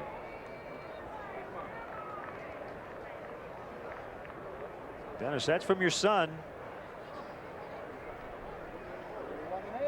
And he didn't say anything about the weather here, but I can tell he's really enjoying the weather.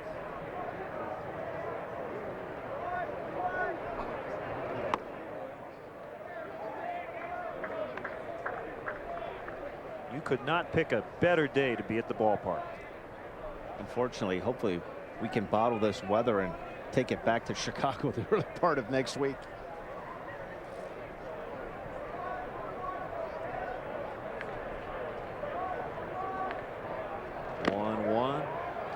Now 1-2 on the foul tip. And this is an important part of spring training for DeRosa. He missed a good brunt of the first 15 games of the Cactus League. Try to get your timing as a hitter. And one thing that hitters like to do going into the regular season starting next week is feel good about the way they're seeing pitches, be able to see the ball and trust their hands and react to pitches as they're being thrown. Broken bat, pop fly to left. The barrel of the bat ended up past Rich Aurelia at third. The ball is dropped by Lewis. They called him out. Lewis dropped the ball, but they deemed he was taking the ball out of his glove, that he already had it, so Mark is out. I'm not so sure. Well, this has to be a concern for Bruce Bochy. This is a team that's not going to be able to score runs in bunches like they have been in the past. And they've been very erratic defensively, not only in the outfield, but the infield play. There's been talk of trying to get both corners, a third baseman, a first baseman. There's a lot of holes on this team defensively for the Giants, so they're going to have to shore that up. It's very difficult to rely on some young pitching, with the exception of Barry Zito. If you're not able to put 8 guys behind them, they're going to be able to catch the ball to give your starting pitching some confidence.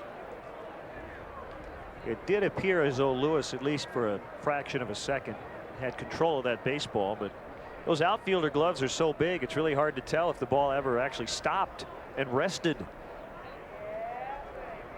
Lou would have been out there to argue if this had been the regular season. There's no doubt about that.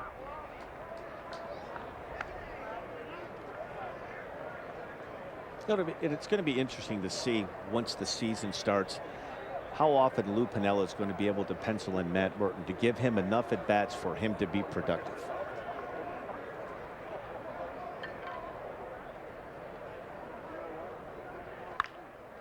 Like Reed Johnson, he can play the corner spots. Johnson, though, can also play center. And Matt, at this point, is going to have to get used to that pinch hitting role. I haven't asked him about it this spring, but I'm sure he has really picked the brain of Darrell Ward. I know he did that last year. Matt really likes to think the ball game, and Darrell Ward, a great guy to talk to about getting maybe one plate appearance in a 9-inning ball game. Darrell's had a huge spring. It is such a difficult thing to do when you're sitting on the bench, and you can simulate all you want, and it makes it really tough playing in Wrigley Field because of where the batting cage is located. It's located down in the right field alley. In a lot of the newer ballparks now, guys can go down inside the clubhouse, and there's cages where you can go and hit and try to get yourself mentally and physically ready to go up there and hit, and it's awfully tough to do that in Chicago. The next one from Sanchez, and Matt went too far. That is a strikeout. Derek Lee gives the Cubs a 4-2 advantage with a deep home run to left center. His second of the spring. Cubs 4, Giants 2.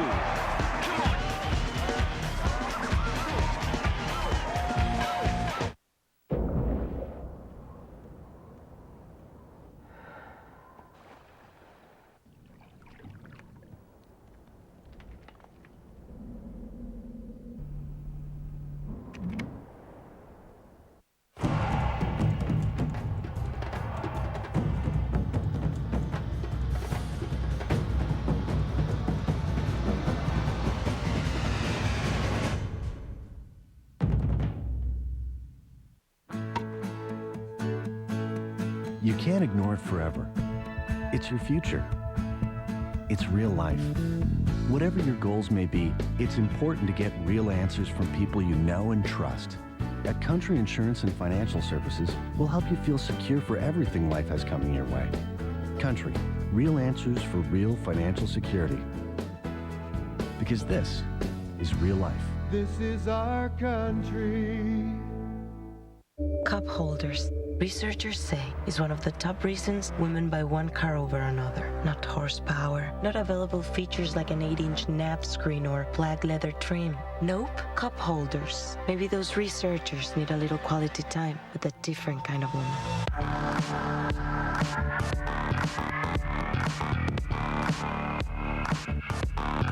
Visit your Chicagoland area Cadillac dealer for this attractive offer. Have your voice heard and help us pick the song that will be played as the 2008 Chicago Cubs take the field on opening day. Check out Cubs.com to vote in the first ever March to opening day tournament. The bracket-style voting competition is made up of 16 songs. The winning song will be played at Wrigley Field on opening day. Vote daily to help get your pick to the next round. For more information and to cast your vote, visit Cubs.com.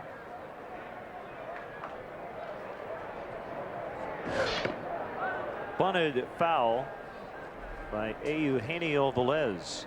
4-2 Cubs. I saw the song Bob and I had nominated, Lost Out already in the first round. Already eliminated? Yeah, This Will Be My Year by Semisonic. Or I guess it's Semi-Sonic. Out. Did you turn in any NCAA brackets this year? I did not. I was devastated by my alma mater, Marquette losing in a fantastic game. Stanford beat them in overtime.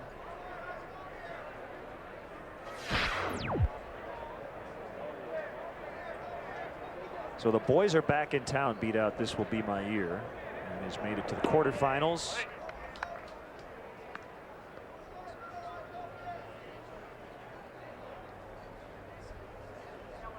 The Thin Lizzy version of the boys are back in town, going up against Kanye West, Stronger, in this current quarterfinal round. Bon Jovi with I Love This Town versus Van Halen, Jump. Swing and a miss. Rich Hill picking up strikeout number 4. Taking Care of Business by BTO up against Kanye West, Good Life. John Fogerty center field against Tom Petty and the Heartbreakers, Running Down a Dream. So jump on Cubs.com to vote now. Every time I hear the name Tom Petty, it reminds me of WGN radio voice Pat Hughes. We used to play golf on the road in Milwaukee, and whenever he would sink a putt for birdie, he would say, "Oh, Danny, Tom Petty and the Heartbreakers, I just broke your heart." And he would go into his own rendition of Free Fall and Tom Petty. Right. He's great on the radio, but he has a lousy singing voice. I'll make sure to tell him when I talk to him tonight. Curveball strike. 1-1 the count on Randy Wynn.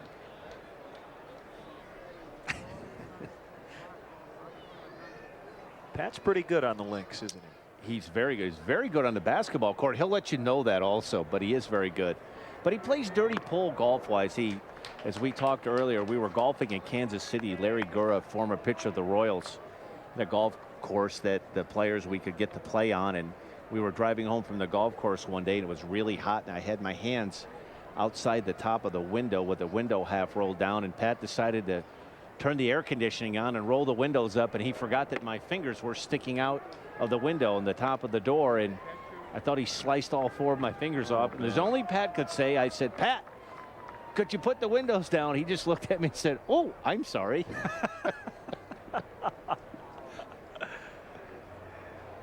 2-2. Curveball low and inside. As a matter of fact, we were playing golf in Arlington, Texas, and Pat was kind of on call when his firstborn, Janelle, and he was waiting to find out, you know, if he was going to be a dad soon. And one of the guys from the golf course ran out and said, "Pat, we have a phone call. You know, you need to get home." And I was sinking about an 18-foot birdie putt, and he just took off and left. And to this day, I missed the birdie putt, but of course I told Pat he owed me $15 because I made the putt. Randy Wynn went around and was thrown out. Soto to Darrell Ward, who's now playing first base. Good call. You rarely see a check swing that's not called a strike in the Cactus League. Coming from a pitcher, I have yet to see a hitter that even moves that bat that didn't swing.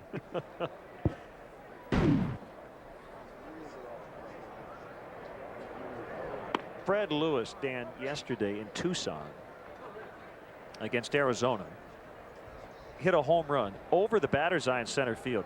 The wall is 405 feet from home plate, and it's 40 feet high. And he took Micah Owings over that wall. That's the kind of home run we were discussing earlier that you don't want to have, but he's going to have as a pitcher. You don't. He's going to have a little different scenario here. I'd like to see what he's going to do with this 1-2 curveball from Rich Hill. I'll be surprised if he even puts this in play. He does not, as Rich Hill strikes out the side in the 5th. Still 4-2 Cubs.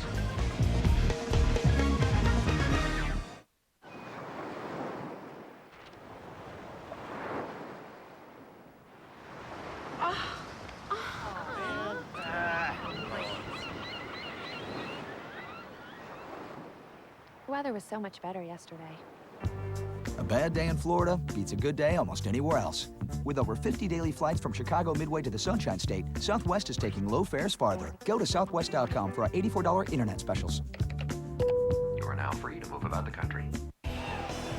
Plan your next corporate or social function in one of Wrigley Field's private party accommodations. Wrigley Field offers a variety of private catered opportunities to host and impress your group. The Mezzanine Suites, presented by Nuveen Investments, has 4 convenient rental plans to fit all budgets and needs. For larger parties of 75 to 100, the Batter's Eye, located in the center field Bud Light bleachers, provides a unique view of the game. All private party accommodations provide generous food and beverage packages as well as VIP parking. Call 773-404-CUBS or visit Cubs.com.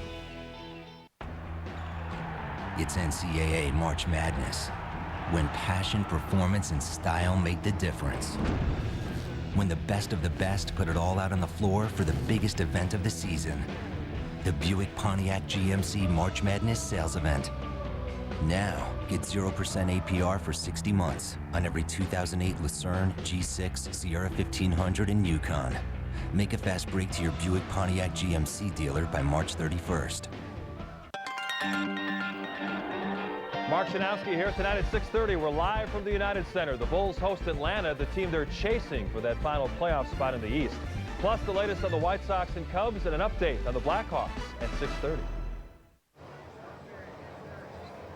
Well, it looks like Rich Hill is done, and even if he were to go one more inning, this is a good time to get him out.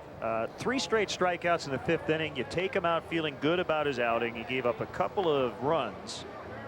He walked 1, hit a batter, but struck out 6 in his outing, and I would say an encouraging start for Rich Hill. His next one will be in a minor league game on Sunday before his regular season debut a week from Friday. It's always so important to end your outing on a positive note. He had a couple of pockets where he lost his command, particularly that little series when he hit Aaron Rowan, gave up the home run to Randy Wynn, fell behind Aaron Rowan, ended up hitting him with a 3-1 pitch in the foot. But for the most part, he was around the strike zone in a terrific way to end it. Good command of his fastball and a terrific curveball in this 5th inning. So a very positive note to end it on. Bartolome Fortunato from Santo Domingo, the Dominican Republic. And he'll face Giovanni Soto, who's had a big day, a home run and an RBI infield hit. Len Casper and 3-finger Plesac. That's right. Thanks to Pat Hughes. Call him the hatchet man. Fortunato will work from the stretch with nobody on base. His first pitch is hit well to left. Lewis on the move. He makes a catch. Good swings for Soto today. He looks really confident at the plate, and I know the tag that came along with him is a very good offensive player, but one of the things that really surprised me the last couple of weeks of the season and going into the postseason was the way that he handled the pitching staff. The bat that he brings with him, he's going to hit, and anything that he hits I think is going to be a bonus, but I'm really impressed with the way he has handled his pitching staff. Pinch hitter brought over from minor league camp, Leon Johnson for Rich Hill. Johnson, a left-handed hitting outfielder, a 10th round pick in last year's draft. Born in Safford, Arizona. Graduated from Thatcher High School and then went to Eastern Arizona College. Also attended Brigham Young.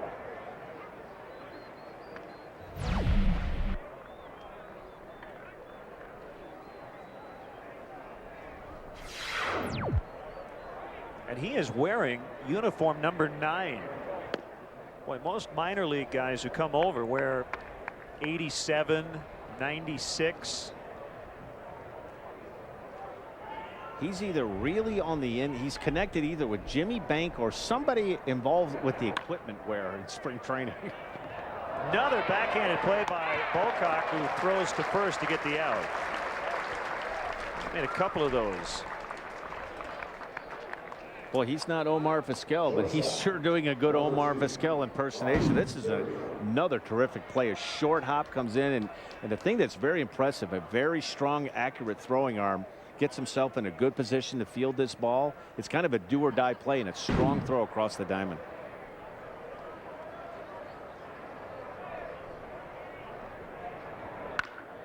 Terrio with a much easier play for Bocock this time. He throws out Bryan.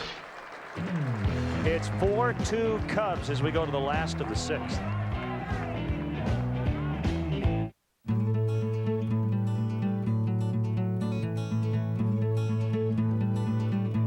If you're thinking of a new SUV, think about Toyota. With 6 different SUV models, whatever your needs are, wherever you'll take it, Toyota has something for you. Like the all-road capable Toyota RAV4, which handles country roads, city roads, and pretty much any road you can find. Toyota, a great way to keep moving forward. Tonight, Ben Gordon and the Bulls look to stay in the hunt for a playoff spot as they battle Joe Johnson and the Hawks in HD. Coverage starts at 7 with Dex Bulls pregame live. Bulls Hawks in HD tonight at 7 on Comcast Sportsnet. Fans best. Looking for a great new job? Airland Transport is currently hiring drivers. If you have a Class A license, this is an outstanding opportunity to work for a locally owned company that offers competitive wages and benefits, paid holidays, and more. Airland Transport is looking for good people like you to continue providing quality transportation service. Do you want to be home daily? Tired of where you're currently working? Give Airland a call today at 800-224-2899 or visit us in East Moline. Strap yourself in. Anime Network On Demand is here. Just a click away from new anime each month. The horror series based on the epic game that sold millions of copies and killed millions of demons. Take evil to the next level. Devil May Cry, the animated series. This month on Anime Network. Select. Play. Fast forward. Rewind. Pause. Demand. Anime Network.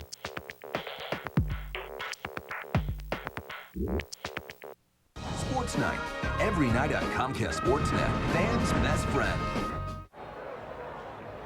Right-hander Kevin Hart, who will pitch out of the Cubs bullpen, and is doing so this afternoon. Rich Hill went 5 innings, gave up 2 runs on 5 hits, 1 walk, 6 strikeouts. Boy, this is Rich Hill. He really needed a good outing. Good fastball on the inner half of the plate. Follows this up with a tremendous changeup, and then the big pitch for him.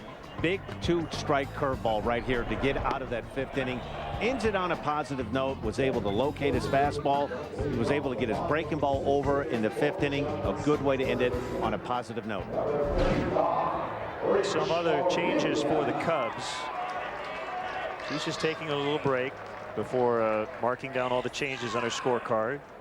Cintrone at third, Cedeno at short, Fontenot at second, Blanco catching, and again Kevin Hart on the mound.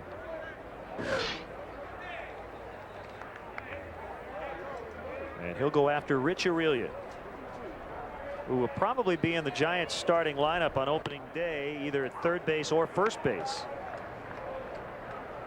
Well, you look at the way this Cub bullpen is built right now to start the season.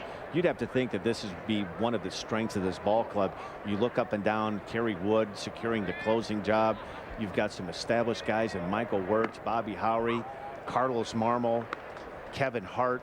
You throw John Lieber into that mix, a good mix of guys that can come in for 1 inning, and you have a couple of guys that you can use for multiple innings.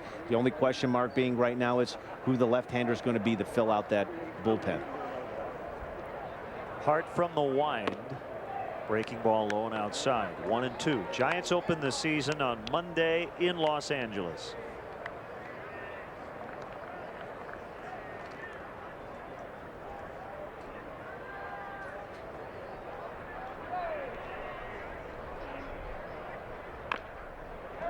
Bouncer foul over the visiting dugout. Defensive changes now. Shortstop number 5 on Stead. Now third base number 6, Alex Cintrone. And now second base number 17, Mike Fontenot. I guess it'll be Barry Zito and Brad Penny in that matchup.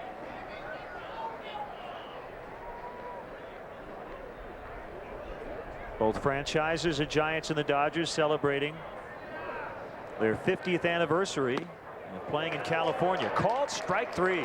Boy, you won't find better breaking ball than that pitch right there from Kevin Hart. He completely buckled Rich Aurelia. He set that up with that fastball in the inner half. This is a tremendous breaking ball right here. You could see Aurelia buckle there thinking it was a fastball. That gives you an indication that the rotation on his breaking ball is awfully tight. You often hear hitters talk about the size of the dot that they see. If you have a tight rotation on your breaking ball, you see a lot of white. You start seeing some red, you start seeing a lot of the seams. Those are breaking balls that get hit a long way when they're thrown in the strike zone.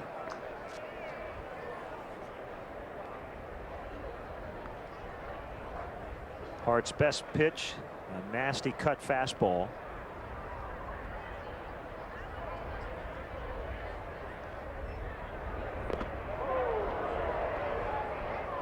He was an 11th round pick of the Orioles back in 2004 out of the University of Maryland. Kevin was a position player. He played first base and pitched in college.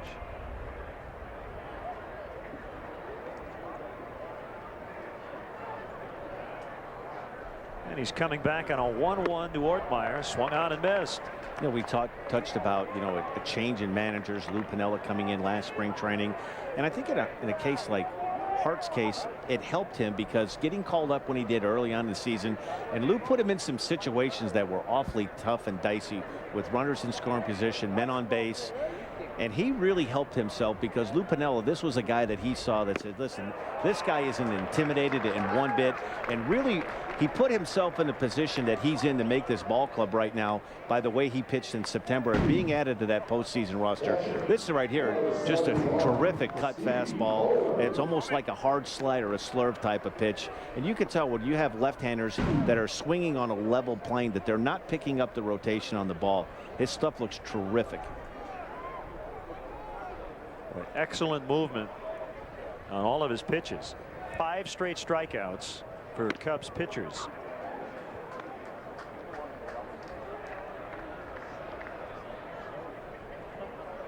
And when you are commanding your off speed, your breaking balls, as well as Kevin Hart is in this inning, it makes your fastball even better. I don't think we've really seen a straight fastball. Well, you look at this Cub pitching staff, particularly the bullpen. You're talking about some guys with good arms that throw in that low to mid 90s range. There isn't anybody in this Cub rotation right now in the bullpen anyway that you're looking at as kind of ground ball, sinker, slider type pitchers. These are strikeout type pitchers that when they're on, they're going to be awfully tough to hit. And you know, the big question being is, what are the Cubs going to be able to do as far as, you know, solving that puzzle as far as a left-hander? I think that's something that you can address as the season goes on. And if you're playing well, a lefty is a great luxury to have on a team, particularly a good team, a playoff type team. But you start getting into July and August, and if you positioned yourself in the standings to where you're in a mode that you can make a trade and you have a lot of prospects like the Cubs have, they have an overabundance of starting pitching, they look like they have some depth in the bullpen. You can always acquire that one piece, a left-handed setup guy, a specialist type of guy. There are going to be plenty of teams getting towards the middle to the end part of July that have fallen out of the race, and then you can kind of just pick and choose what you'd like to have. Holm with a 2-out single the other way, and a pitch to the shortstop Brian Bocock. Missing for ball 2. Sean Marshall making that conversion from starter to reliever. And he hopes to be a quick study as he tries to grab the final spot in the Cubs bullpen.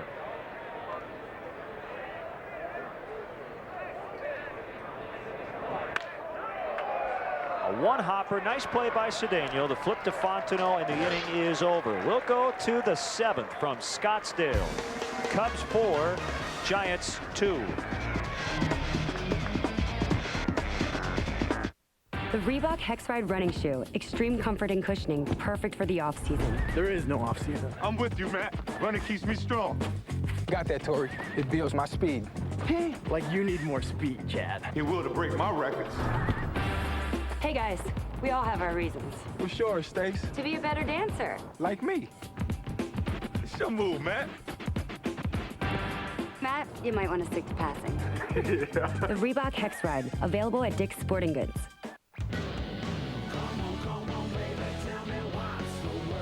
Now is the time. Here is the place. And this is the word. Every Chevy car, pickup, and SUV is backed by the 100,000-mile powertrain warranty.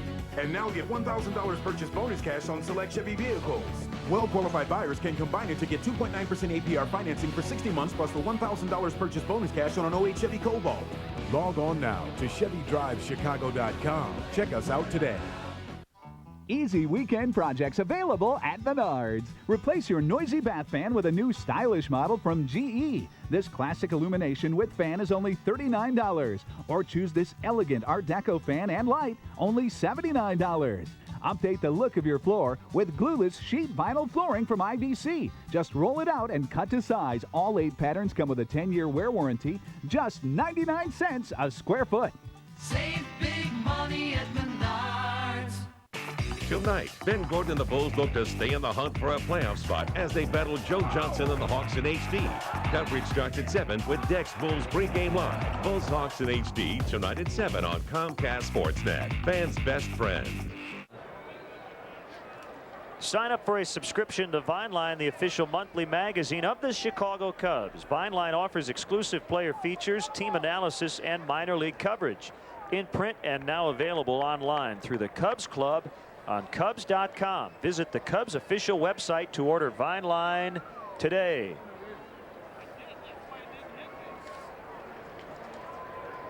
We are at Scottsdale Stadium. The Cubs have a 4-2 lead as they search for a 3-game winning streak for the first time in the Cactus League here in 08.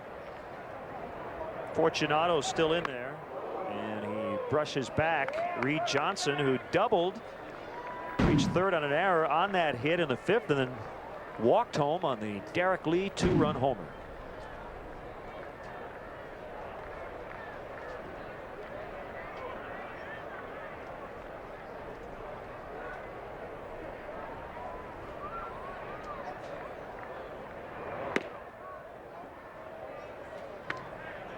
Bit high, 2-0. This is probably good for Reed Johnson to try to get him as many at bats as he can before this spring training ends. You know, the last 3 or 4 days he's really been inactive after, you know, getting released by the Toronto Blue Jays. So I think it's important for him to get as many at bats, to see as many pitches as he can, so he feels good about himself coming opening day on Monday.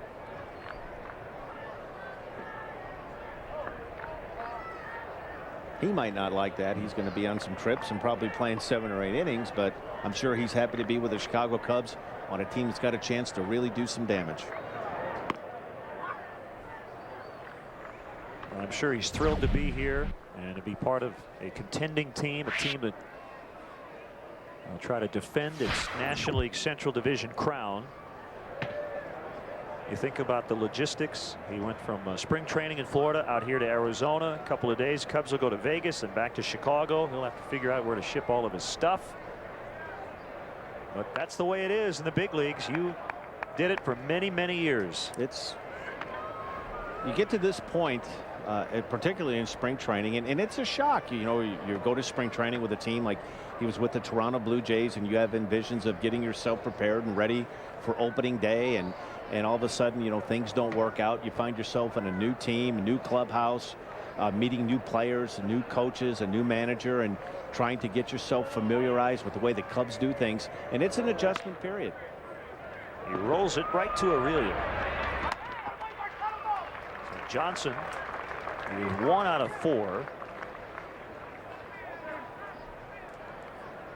And he has to feel good about it, because this Cub team, you know, he was there. It wasn't just the Chicago Cubs that were, you know, trying to acquire the services of Reed Johnson. There were several teams that, as soon as, you know, he was made available, that he was one of the guys that teams were looking at. Pitching change for the Giants. We'll talk about who's coming in. It's a lefty. We can tell you that. 4-2. Hi everybody, Harry Carey here to introduce the newest choice for your television. Advanced TV from AT&T. Makes everything else look like it's in the Stone Age. If you were a caveman, would you have a pet saber-toothed tiger? I know I would. I'd name him Mittens. Now with DVR included and $50 cash back. It looks so great, I found myself watching figure skating. The combination of sequins and feathers is mesmerizing. Updating your floors is easier than you think at Menards. Improve the look of your home with beautiful new ceramic flooring. The Dunes Collection ceramic tile adds appeal to kitchens, bathrooms, entryways, and more. Only 77 cents a square foot. For a perfect tile job, use a Plasplug diamond wheel wet saw. It makes quick work of intricate cuts and can cut tile up to 1 inch thick, only $68. Affordable elegance is yours at Menards. Save big money at Menards. So let me get this straight. I have a comfortable house in the suburbs, comfortable job with a comfortable office. And what? I'm supposed to squeeze myself into an uncomfortable little car on my way back and forth to my comfortable life? I think not.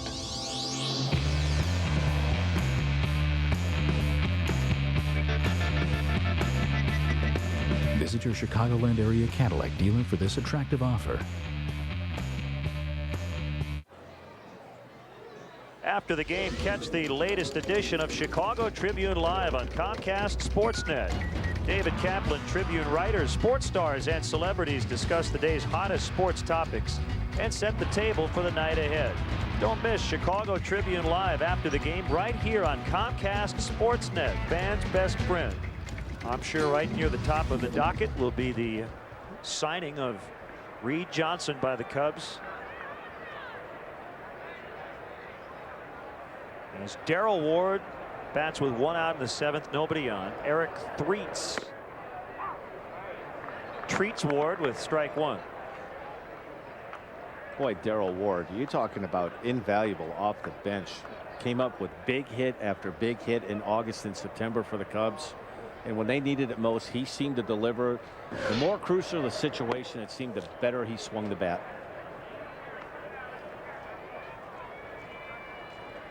Well, he focused on his legs and his footwork in the offseason to help him with his defense. Probably by a sore glute early on in camp, but it hasn't bothered his batting average. He's slugging .719 to go along with his .438 batting average.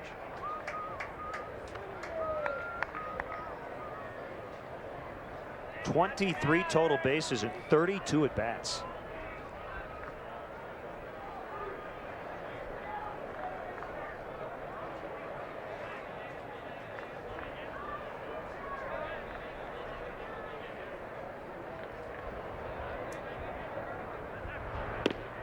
Swing and a miss, and Darrell Ward out on strikes.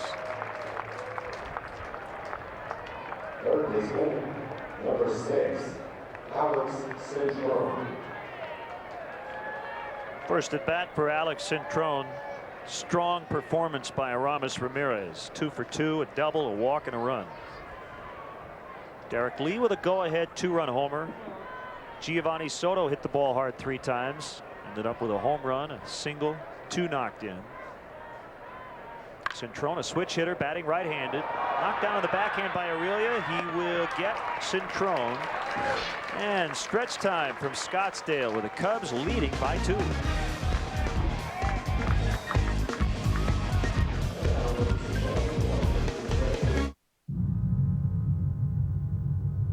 Place your hand here. Can't feel the temperature-controlled air flowing from the lush leather? That's because there's only one place to experience the innovative details offered in the ES. Your Lexus dealer. Where you can lease the 2008 ES for $409 a month for 36 months with $3509 due at signing. Experience a Cubs game at historic Wrigley Field. Individual tickets are available for upcoming games. Get your tickets now by calling 1-800-THE-CUBS, visiting the Wrigley Field box office, or by logging on to Cubs.com. See you at beautiful Wrigley Field. It's NCAA March Madness, when passion, performance, and style made the difference. When the best of the best put it all out on the floor for the biggest event of the season. The Buick Pontiac GMC March Madness sales event. Now, get 0% APR for 60 months on every 2008 Lucerne, G6, Sierra 1500, and Yukon. Make a fast break to your Buick Pontiac GMC dealer by March 31st. Tomorrow, the Blackhawks are back on the road and ready to lead the Blue Jackets out on the Cove. Followed by Crown Royal Blackhawks post-game live. Blackhawks Blue Jackets tomorrow at 6 on Comcast Sportsnet. Fans' best friend. The best damn sports show, period.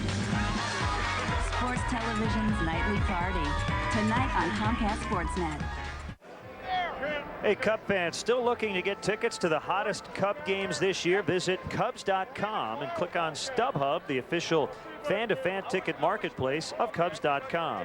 See a Cubs game from the best seats at Wrigley Field. Check out StubHub at Cubs.com, where baseball is always on. Carlos Sosa will lead off the last of the 7th against right-hander Kevin Hart. Sean Marshall continues to loosen in the bullpen. I'm not sure if Kevin will finish this inning and then Sean will start the 8th, or if Lou would consider bringing Marshall into the middle of an inning. Baptism by fire as a reliever. I'm sure he'd like to see how he's going to react against left-handed hitters. It's tough in spring trainings that time. Bruce Bochy may elect to not, if you're going to run a left-handed hitter up there and you bring a left-handed pitcher in, he may go to his bench, and I'm sure he'd like to bring him in a situation that's going to be most like he would face during the season, to try to face at least one lefty.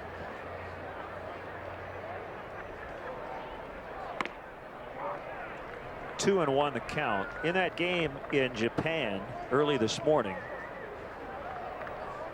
Manny Ramirez knocked in 4 for the Red Sox, and he had the game-winning 2-run double in the 10th. Just a case of Manny being Manny. That's right. Daisuke pitching back home in Japan, 5 innings, 2 hits, 2 runs. He was a little wild. He walked 5, struck out 6, and gave up a home run in a no decision. See, Brandon Moss with the game-tying home run. How about that? In the 9th. Well, sure, a tremendous opportunity for a lot of players to never get a chance to go to Japan and play. But it's got to be a grueling travel schedule. You know, that's a long flight out there. You go out and play a couple of exhibition games to get started, 2 games for real, and then you fly back home, and then they're going to play a couple of more exhibition games. So it's almost like you're starting and stopping a couple of times. Once it got by Hart, there was no question Sosa was going to reach. That'll be a hit.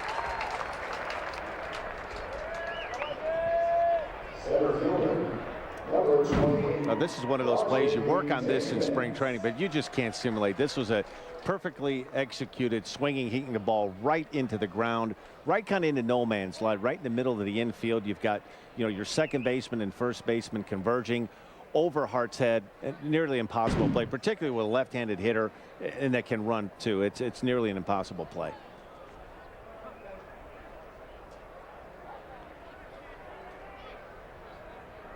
First career home run for Brandon Moss, and it tied the game.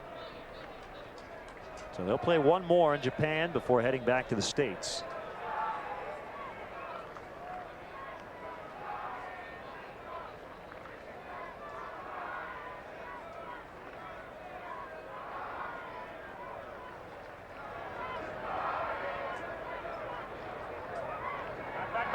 A 4-0-1 pitch. Hart checking on Sosa.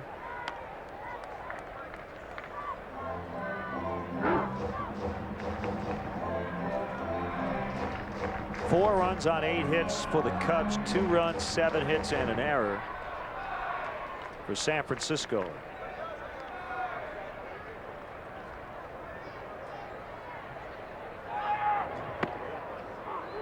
Boy, another knee buckler from Kevin Hart. These Giants hitters have had a real tough time figuring out what's coming.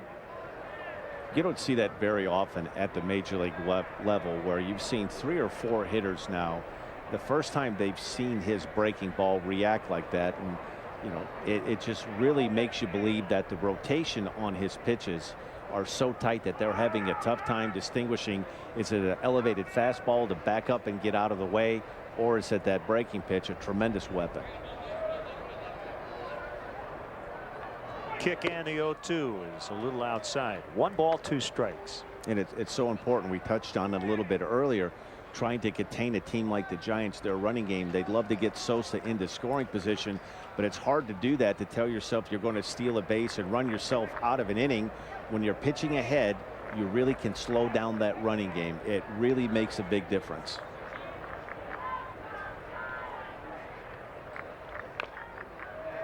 A tapper foul. Nice barehanded play by Alan Trammell, the bench coach. He's made a couple of those plays sitting just outside of the Cubs dugout. Tram had minor right knee surgery the other day, feeling better.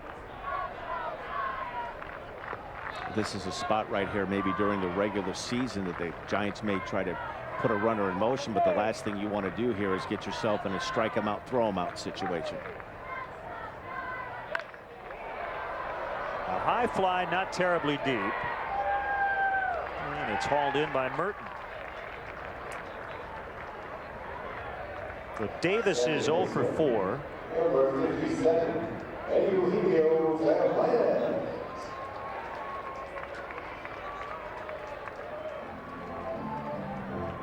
Velez got the Giants started with an infield hit, a stolen base, and a run in the first, but he has struck out twice since.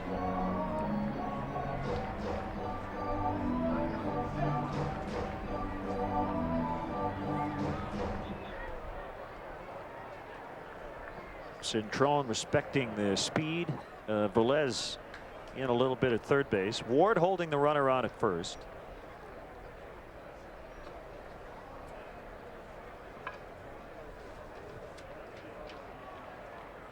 The Cubs and the Angels tomorrow in Tempe. Carlos Zambrano with his final spring tune-up. He'll face Jared Weaver. I don't know if that's a misprint or not, but it says Jared Weaver's 5-0 in the Cactus League.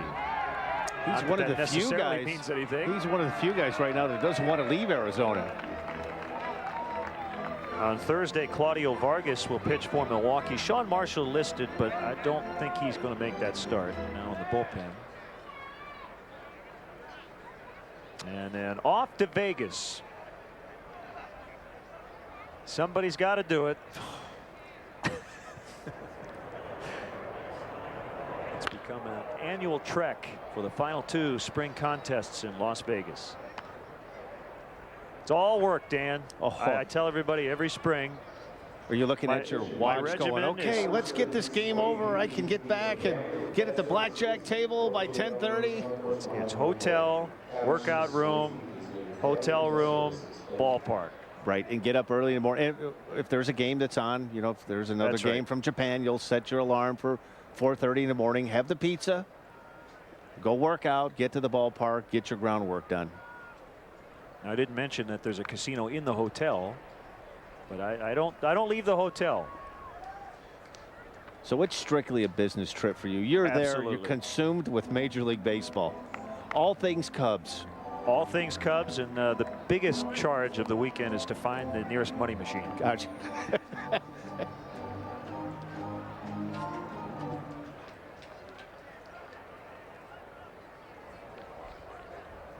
And you can find a lot of those. If you ever need to withdraw money from your checking or savings account, they're very available in Las Vegas. They encourage it, in fact.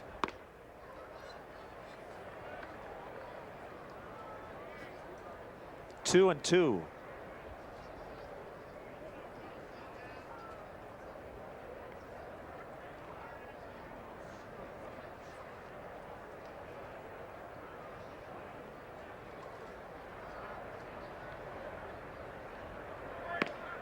Got him. Called strike 3. Might have been a backdoor cutter. Boy, Kevin Hart he looks like he's ready for the season to start. Here you see a good backdoor breaking ball, good hard cut fastball that he throws, and he's buckled right-handers, and he's thrown some terrific pitches to left-handers. You can see that he's going to be a very important part and a very big weapon in that Cub bullpen. Randy Wynn hit a home run in the 3rd. He has both Giants RBIs.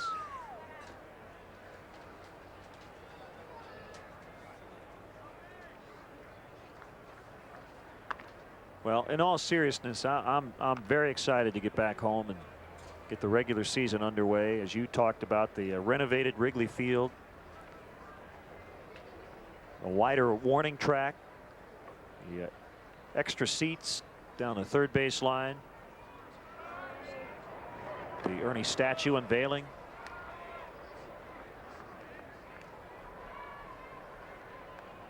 I think everybody that's around the major league, when you get this spring training, you're excited to get back and see old friends and get back in the swing of things and get away from an awful winter climate if you live in the Midwest or in the East. But you get to this point in spring training right now, and you're starting to see light at the end of the tunnel. You're looking forward to opening day on Monday. You're looking forward, particularly when you have a team like the Cubs are constructed this year, a team that you think is going places. You're excited and anxious to get started. You're looking forward to Carlos Zambrano taking that ball on opening day and thinking what possibly could be with Ramirez and Lee and Soriano and Fukudomi and Terrio. There's a lot of positives going into this season right now. This should be a very fun summer for Cub fans in 2008. I totally agree. It's all set up for the Cubs to do a lot of damage once again in the division. As Ron Santo pointed out yesterday, the biggest thing is to get off to a better start. The Cubs erased an 8.5 game deficit in mid to late June, but you don't want to play with fire 2 years in a row. There's no question. And I think you might see right here, if Kevin Hart falls behind and loses Randy Wynn, you might see your Sean Gallagher in the middle of an inning facing Sean Marshall facing Davis, and there's a pretty good chance Lou might get a chance to see him in the line of fire. You are absolutely correct. He's going to go with the lefty with A left-handed hitter, Fred Lewis, coming up. So a good challenge for Sean Marshall trying to make this ball club as a reliever. We'll be back to Scottsdale in a moment.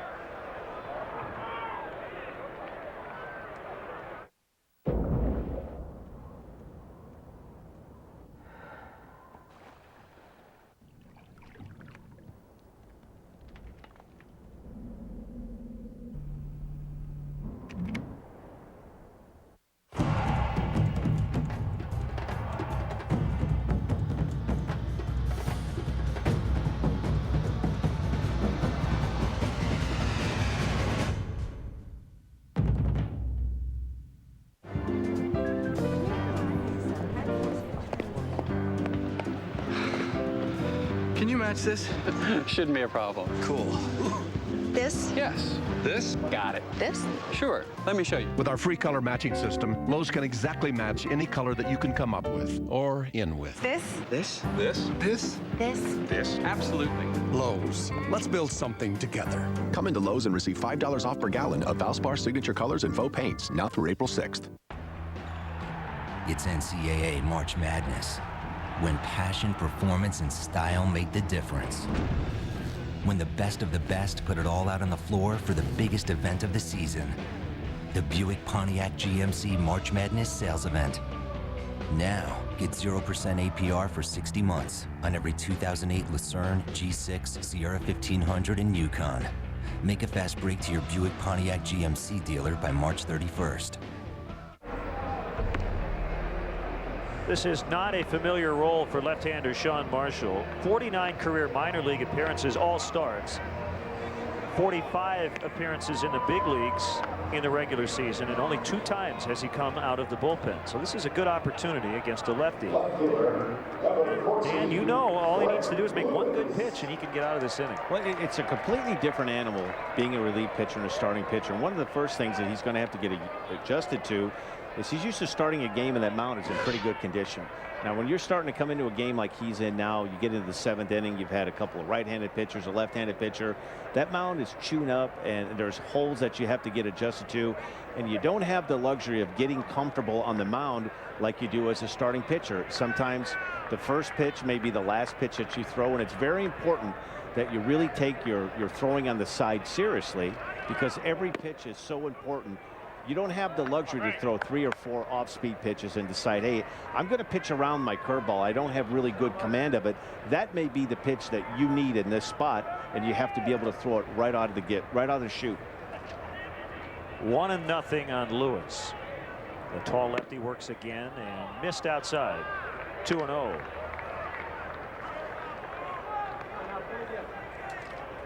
Fifth appearance, 3rd out of the pen this spring for Sean. 0-1 with a .365.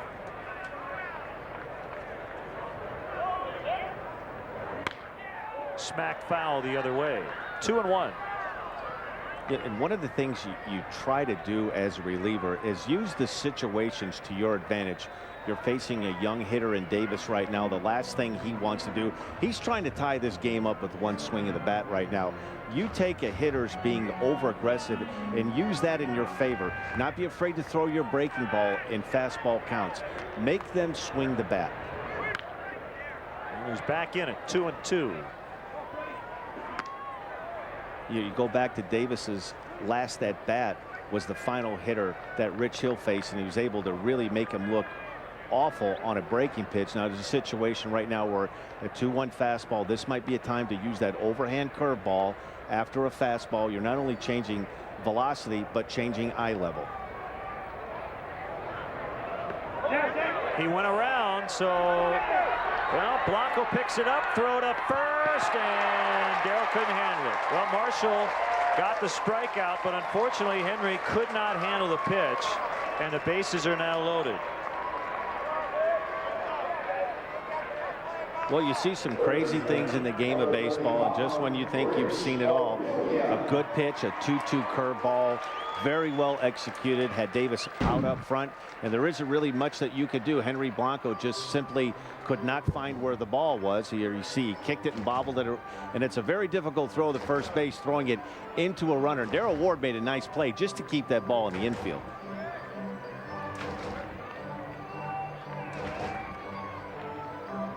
And to be honest, this is not the worst thing in the world for Sean Marshall, because he made his pitch, so he gets points for that. But now the bases are loaded, so we'll see how he reacts. One of the things that has helped, what will help him is, being a starting pitcher, he hasn't yet got himself in a situation that he's not uncomfortable facing right-handers or left-handers. A lot of times, once you become a specialist, you're adept at getting left-handers out, and then when you have to go through a series of right-handed hitters, it's a completely different adjustment. So this should work. Well, that's going to tie the game as 2 are in, and they're going to try to take the lead. Tim Flannery sending Lewis, throw to the plate. They got him. Cedeno with a perfect relay throw to keep it tied. But Rich Aurelia with a 2-run double.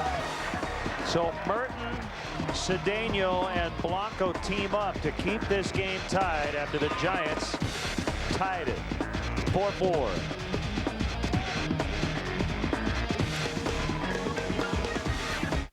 People think life in California is one big vacation. It's really a lot of work. We have board meetings. Lots of board meetings. We're always playing catch up. We're really just a bunch of pencil pushers. We burn the midnight oil. Hey, it's a dirty job. Someone's got to do it. So if California seems like your kind of work, when can you start? Find yourself in California. Fly Southwest Airlines Internet specials from Chicago Midway to select cities in California for just $99. You are now free to move about the country. So let me get this straight. I have a comfortable house in the suburbs, comfortable job with a comfortable office. And what? I'm supposed to squeeze myself into an uncomfortable little car on my way back and forth to my comfortable life? I think not.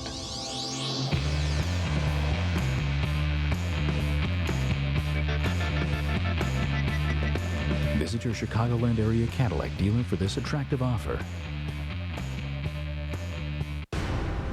Last season may have left you feeling blue. But who says feeling blue is a bad thing? This season, the boys are back for revenge. Out to settle some unfinished business. Ramirez, 2-run shot. It's going to drop down. Cubs win. Feel the blue with 80 games in HD. And Comcast Sportsnet, fans' best friend. Well, tie ball game is Rich Aurelia with a 2-run double. And a nice defensive play as Merton hit Cedeno, the cutoff man, who then fired a strike to Henry Blanco to nab Fred Lewis. Tyler Walker will take over for the Giants. I believe Jose Castillo, who was recently claimed on waivers from Florida, is now playing third.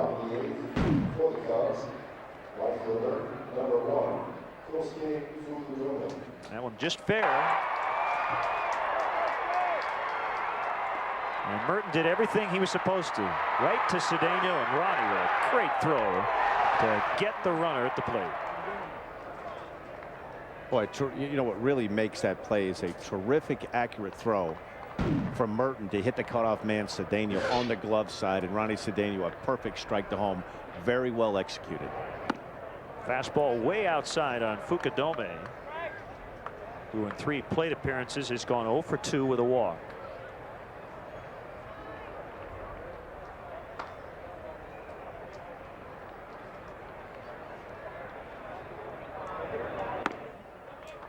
Missed again. Each team with 4 runs on 8 hits.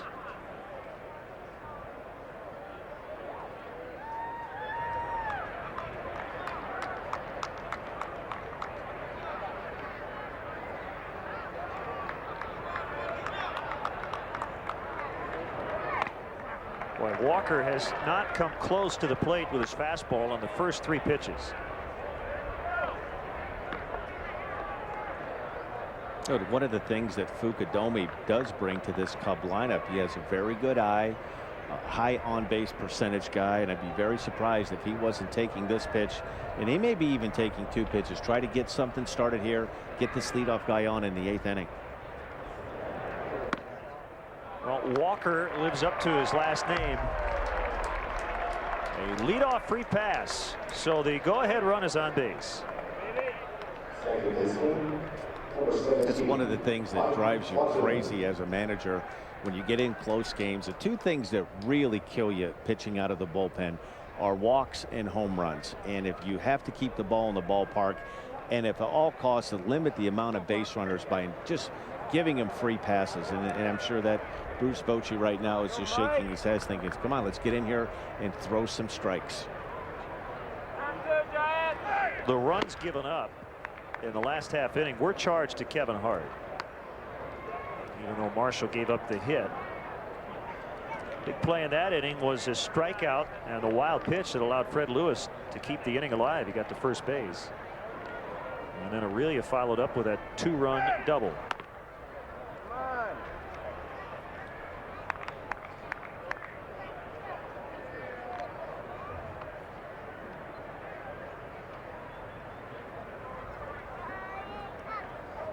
Mike Fontenot has done everything the Cubs have asked him to do this spring training. Most importantly, he has played well at shortstop in an effort to increase his versatility.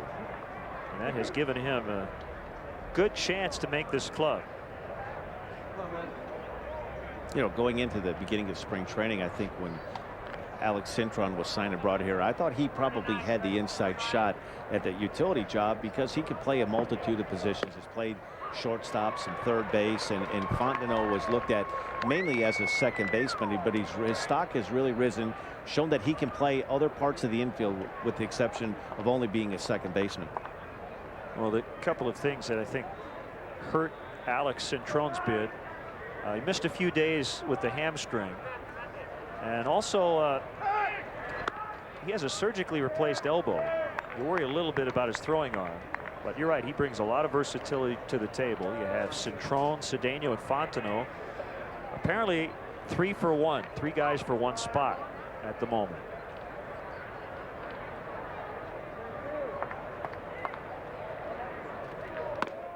Too high. When Walker has missed this inning, generally he has been up with his pitches, and when guys are throwing the ball up, what does that usually mean? Well, a lot of times what happens is you're just being too quick to home plate. A lot of times when the wheels are starting to fall off, you want to try to get the ball and pitch as quickly as you can, and you don't stay back. You don't stay back on your back leg. You try to come up, and then you're drifting towards home plate, and your arm never gets a chance to catch up and throw the ball on a downhill plane. There's a drive by Fontenot, deep right center, and it's going to hit the warning track, then the wall. Kosuke will be held at third by Mike Quade. Second and third, no outs. Well, there was a case right there where Kosuke did not pick up third base coach Mike Quade. That ball was pretty much a gapper right off the bat. You see that very difficult at times when you're at first base. You're not able to pick up the ball. Right here, you see this ball is pretty much split in the gap in right center field. Fukudome didn't do a very good job of picking up Mike Quade, his third base coach. He's watching the flight of the ball right now, as opposed to keeping his eyes on third base coach Mike Quade, who has a better view of that ball going towards the gap in right center. You saw he was running with the pitch, but then had to hold up.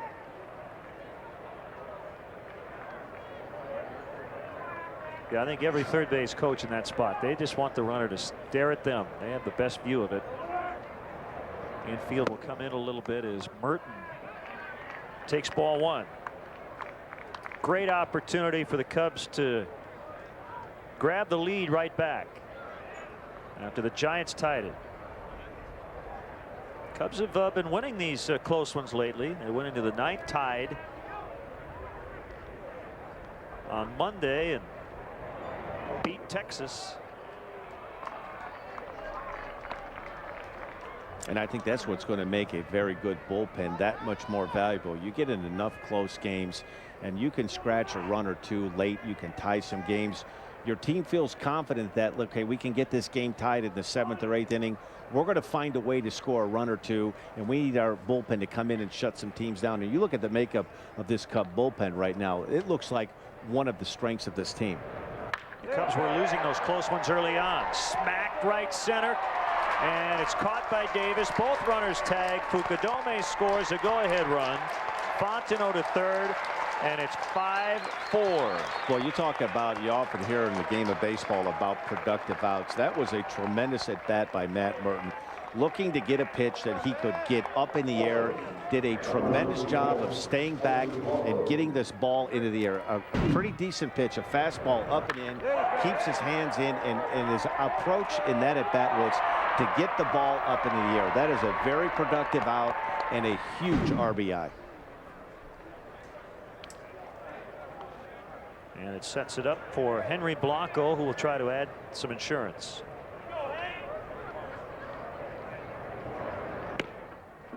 Called strike. And you're such at a disadvantage as the Giants are now. You have to bring your infield in. You're cutting down the range of not only your corner but your middle infielders. Really, if you could just put this ball in play, the outfielders are playing relatively deep. This is a very important as an at bat right now for Henry Blanco to just think about contact, hitting the ball back up the middle. If you could get the ball in the air, that's a bonus. But there are so many holes right now with the range being limited that it's so imperative to put this ball in play. Good play by the catcher Holm to keep that ball somewhat in front of him and keep Fontenot at third. Now this is a very tough spot when you have a catcher, a tremendous block right there on a pitch that was what you would call one of those 45-foot breaking balls. A very difficult play, but a great job keeping the ball, almost smothering the ball, using yourself, your chest protector and your chest guards as a pillow to soften the ball so it stays in front of you.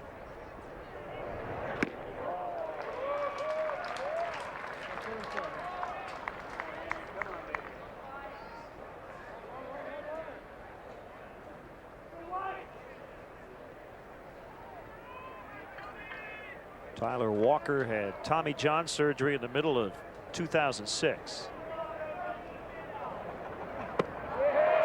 And he strikes out Blanco, swung at a bad pitch, 2 gone. You saw the swing that Henry had on the 1-1 pitch. Didn't look very good, looked fooled by that breaking ball, and that was a smart pitch to come back with that same type of breaking ball. Usually when you see a hitter jump or lunge or swing at a ball that it's that far out of the strike zone on a 1-ball 1-count strike, that leads you to believe as a pitcher that he's geared for something hard. And unfortunately for the Cubs, he made a good pitch, took something off speed out of the strike zone.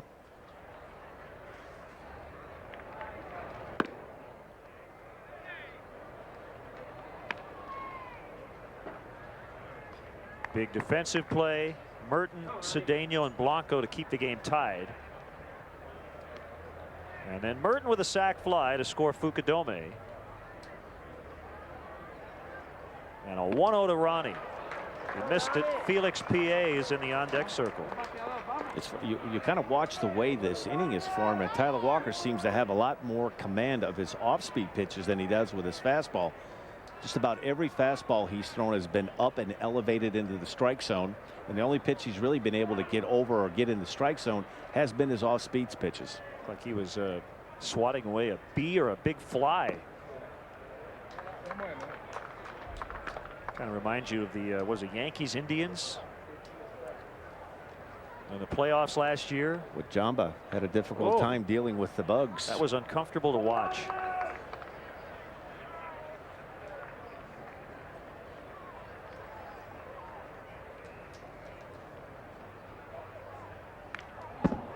Good rip by Ronnie, 2-2.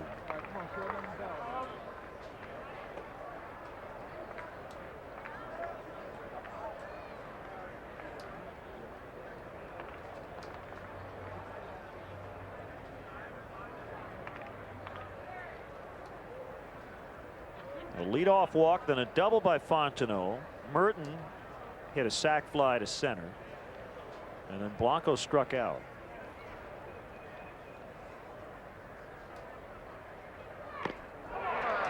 Swing and a miss, strike 3. But the Cubs get the lead again. It's 5-4 after 7.5.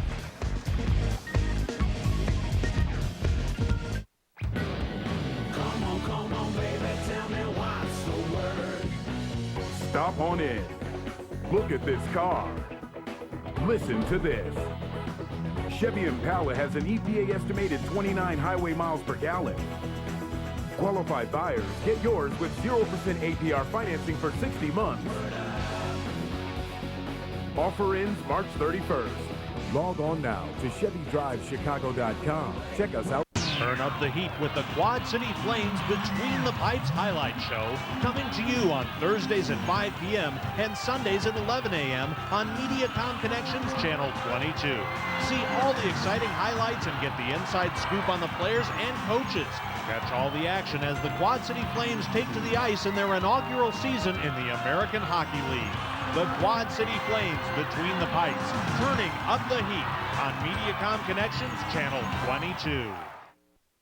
Jack's Brake and Alignment. Over 50 years of experience behind every vehicle repair. Tires, all brands and sizes at some of the lowest prices in the Quad Cities. Brakes, a Jack's specialty. Old or new, foreign or domestic, Jack's can do it all. Transmission experts. Quality transmission repairs at a fraction of the time it takes the overpriced dealerships. Odd noises, rough running engine, just not sure what the problem is? Jack's has state-of-the-art computer diagnostics to find the problem, fix it fast, and get you on your way. Jack's Brake and Alignment. Serving the Quad Cities since 1965.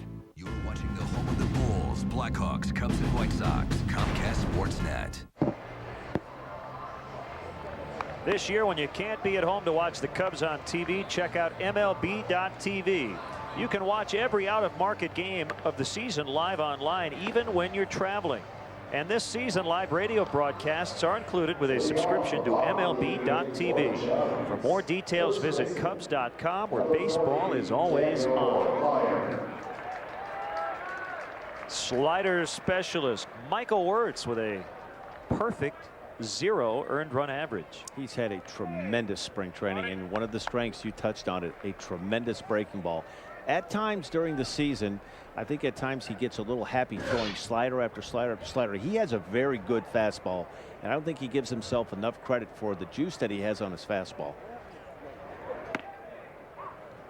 There was that heater for a strike on Dan Ortmeyer, switch hitting first baseman, who has gone all the way, 0 for 3.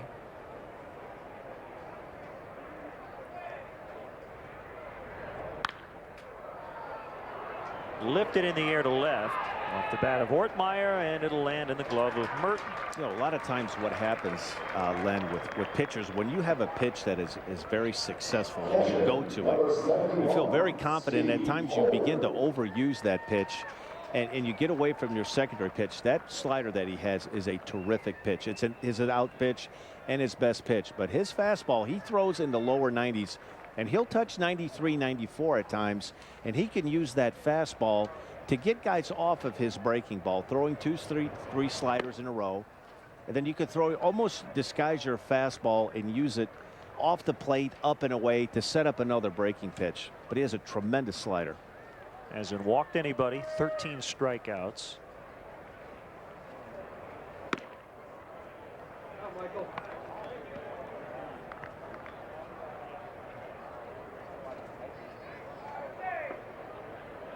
Detroit third baseman Miguel Cabrera finalized his Dan Plesac-like deal today. That's deep. Merton starting to run out of room. He has just enough to retire home and keep the Cubs in the lead. That was close.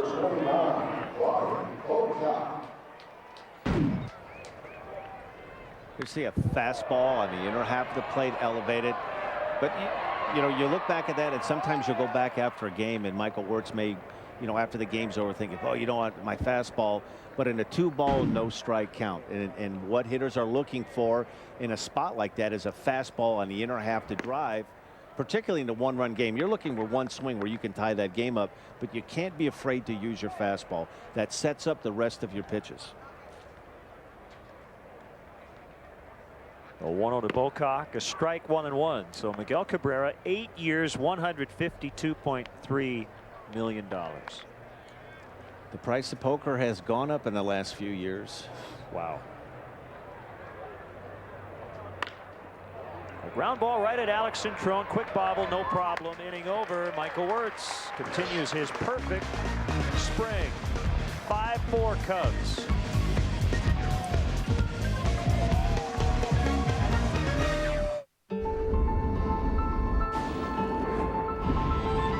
expert control. Authentic capability. The odds your route is decided by whichever way the wind blows. 8 to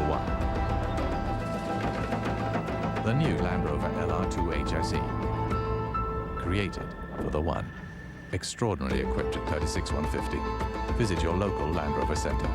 Add style to your bath with a new Max shower from Menards. This neo-angle Himalaya shower has a white striped glass door, $279. Choose this 38-inch model with a one-piece back wall and patterned glass door, $379. Mansfield Plumbing is the brand preferred by professionals. They create high-performance toilets with advanced flushing technology. This round front superior flushing Summit toilet is $98. This tall elongated model is $148. Save big money at Menards. It's NCAA March Madness, when passion, performance, and style made the difference. When the best of the best put it all out on the floor for the biggest event of the season, the Buick Pontiac GMC March Madness sales event. Now, get 0% APR for 60 months on every 2008 Lucerne, G6, Sierra 1500, and Yukon. Make a fast break to your Buick Pontiac GMC dealer by March 31st. Coming up tonight at 6:30 on Sports Night, presented by Dex, Cubs and Sox reports from Arizona. The Hawks fight for a playoff spot. The fire gets underway. Join Mark and Gale for Sports Night, presented by Dex, tonight at 6:30 only on Comcast Sportsnet, fans' best friend.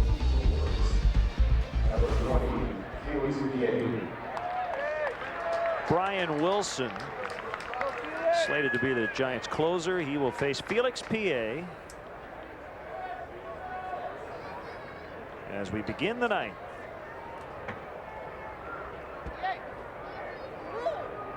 Hey. We need you to sign. They won't let us during the game. Thank you, man. But they won't let us during the game. Brian Wilson has lost about 14, 15 pounds. A very intriguing article recently in the San Jose Mercury News. He is a workout fiend. In particular, he focuses on his heart rate. And he keeps it between 140 and 168 during his workout. That's apparently the zone that a study showed a closer's heart rate in the ninth inning. So all those years, your heart rate was, 150, 155. And he goes for an hour and does not let his heart rate go below 140. That is unbelievable. I'm not sure if that would work for you or against you, because if you look on the other extreme, Greg Maddux, he looks like when he's pitching, he's reading a book and eating a sandwich. And it's the most non-stress 8 innings of baseball. You could flip on a game that Greg Maddux is pitching and not know that he's winning 1-0 or 10-1. And you know what's funny is early in my career in Milwaukee, I did a study with some of the guys that were working with the Olympic speed skaters and as far as their mindset. And I was always under the assumption that it's better to have a slower heart rate, to be in control of your emotions. And one of the things with relief pitching that makes it so difficult is you sit for 6, 7 innings and you're watching the game as it transpires. And you almost go in, when you come into pitch, you're in this, your heart is racing and you're trying to get yourself to slow down. Well, Felix let this one fly. Matt Sinatra was able to get out of the way, but that ends up being a strikeout. Well, I think the thought for Wilson is if he can do that for an hour, that makes the ninth inning feel like no big deal.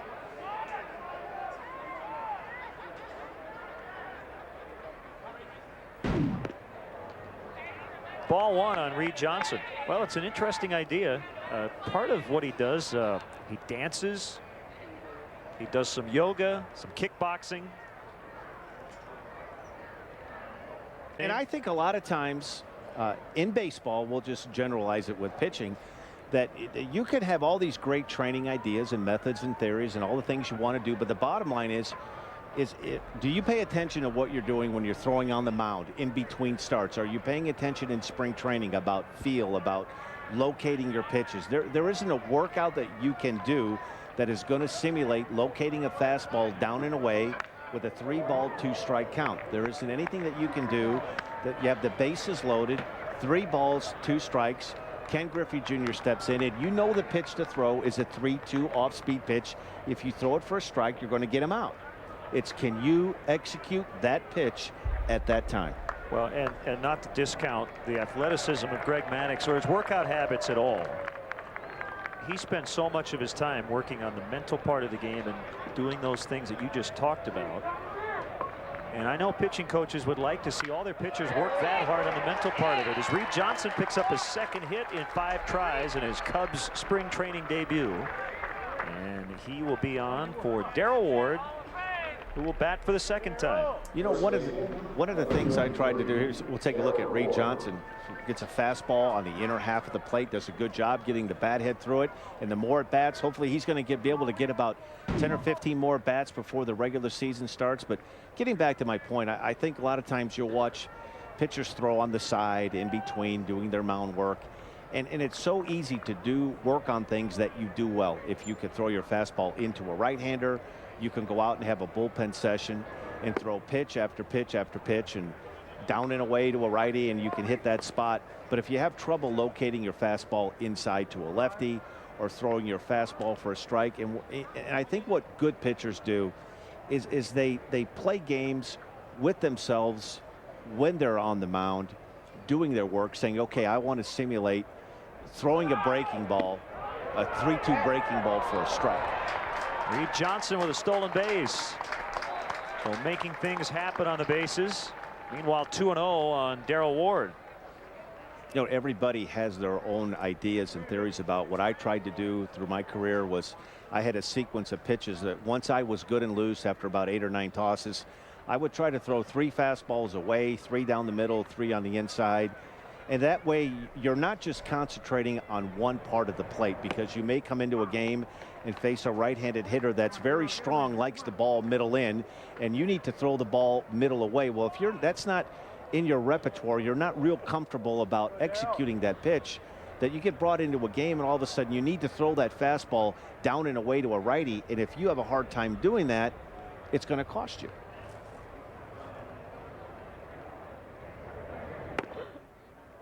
It's away, 3-1.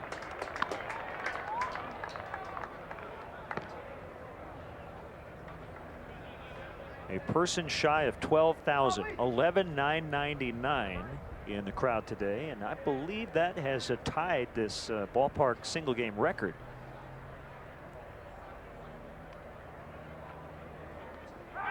That was set on Saturday against Milwaukee. Darrell looked like he just basically stepped out and took strike 2, 3-2. I think he was confused. It looked like there was a pickoff play in the middle part of the diamond, the shortstop breaking towards second base. The last thing you want to do as a pitcher is deliver the ball to home plate and vacate that shortstop area, and I think that caught Darrell Ward by surprise.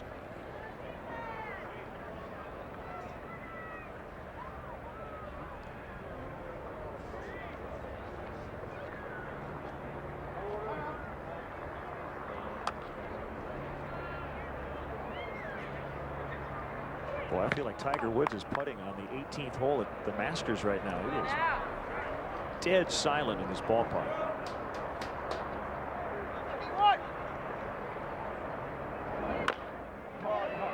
High chopper. Wilson will pick it up, throw to first, and he gets the slow-footed Darrell Ward. Johnson to third, 2 outs.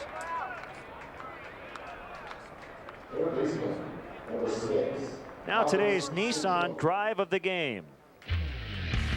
Derek Lee giving the Cubs the lead in the 5th with a long 2-run homer. He got all of it out into left center right after Reed Johnson had reached base. And that's today's Nissan drive of the game.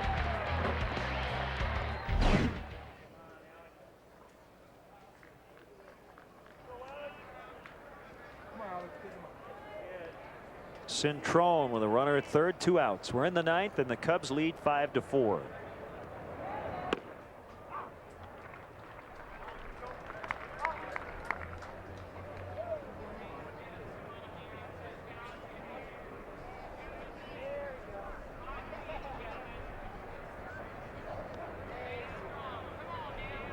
Wilson coming back.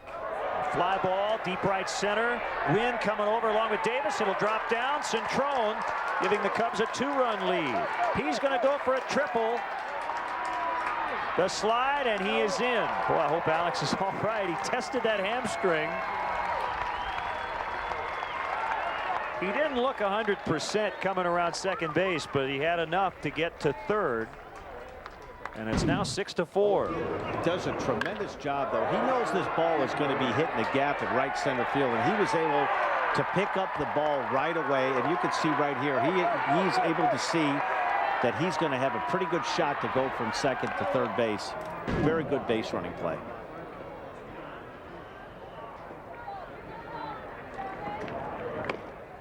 Outside corner strike on Kosuke, who scored the go-ahead run in the 8th after a leadoff walk.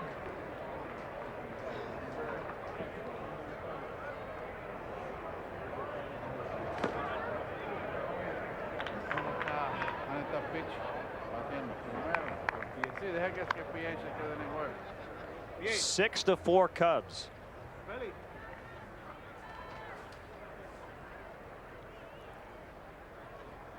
If they can pull this one off today, it would be 4 straight without a loss. They tied the White Sox on Saturday, beat the Padres Sunday,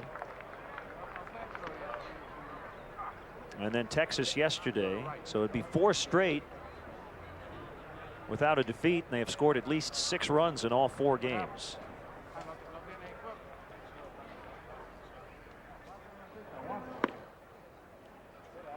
Boy, every time you get to this point in spring training, my first big league spring training in 1986 with the Brewers, I fell for the oldest trick in the book. Our trainer at the time, John Adam, as soon as the games would start, he would say that there were going to be prizes, that the winner of the Cactus League was going to get a 56-inch Sony big screen. And then second place, I believe, at that point was some kind of VCR set. And I remember the first couple of weeks of spring training, going back to my room at 5 o'clock, watching the local news, seeing how the Giants, the Padres, and everybody did. And I remember I walked into the training room one day and I said, how do they do this? The Cubs are playing a split squad. They lost 1 game, they won 1 game. What if we end up in a tie? And he said, well, if they end up in a tie, they'll give you a gift certificate for $500. Until the last day of spring training, Len, I was certain that I was getting a $500 gift certificate. Oh, man. When did you finally find out? I walked into the training room the next morning and I heard my name being mentioned and guys laughing, thinking that I took it hook, line, and sinker. And that's when I thought the whole thing was a prank all along. I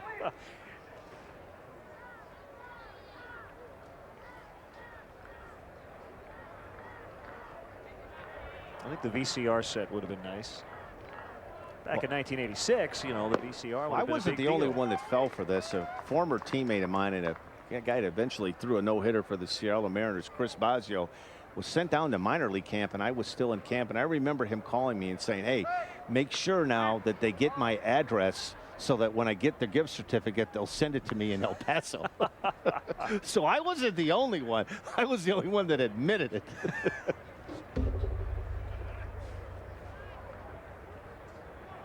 Two and one on Mike Fontenot.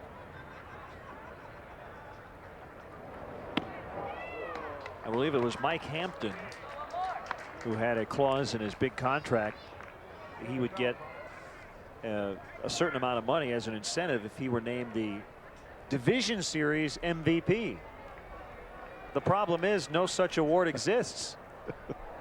So I'm sure his agent said, hey, I got this great deal for you. I got $121 million. And if you're the MVP of the Division Series, you get an extra 75 grand. Or whatever. Exactly. Nice job. For special 50th anniversary deals on every Nissan.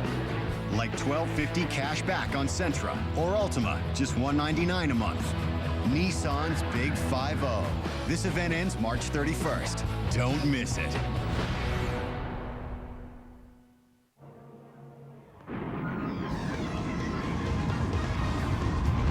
Well, our entire production crew is going to have a big picnic up there on the Camelback Mountain after the ball game. The producer today, Pete Toma. Our director, Jim Angio. Mark Brady is our associate producer. The executive producer of Comcast Sportsnet is Jim Corno Jr.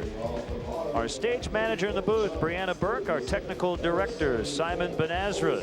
Our master control operators back in Chicago, Anthony Diazio and Mike Coughlin. Special thanks to the great crews we've had throughout the Cactus League schedule this spring.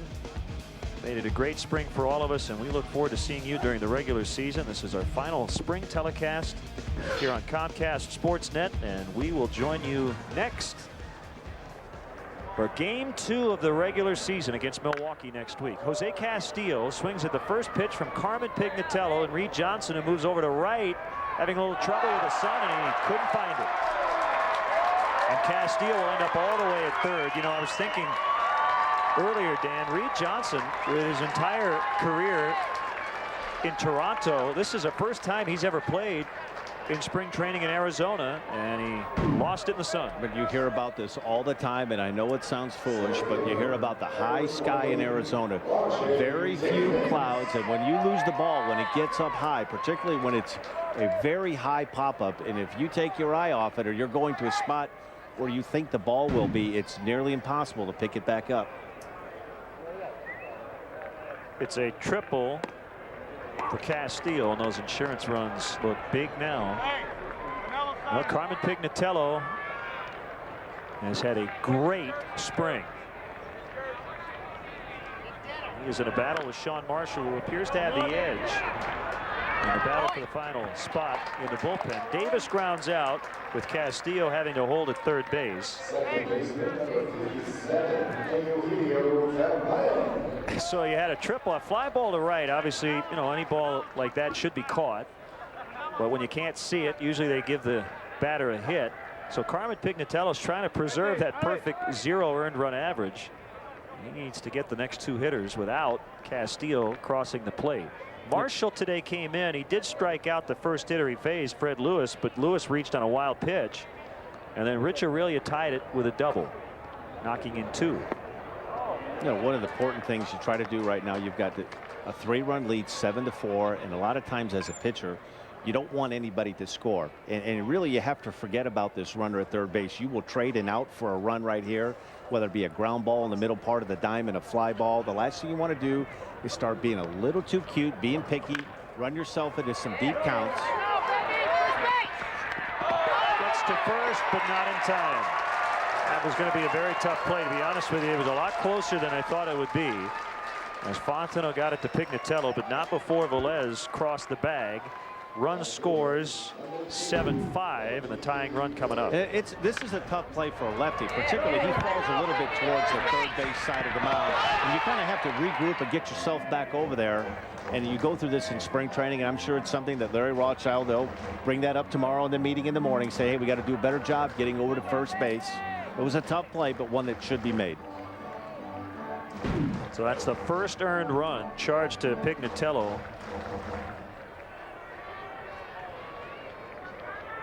And just over 8 innings of work.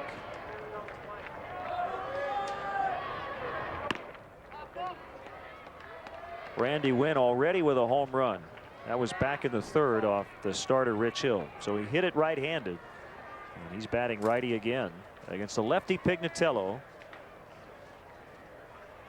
who made his debut last year with lots of family on hand. PA in right center has to dive and make the catch. That ball was slicing and knuckling. 2 down. Carmen's going to just look forward to getting onto this bus and getting the win and getting out of here.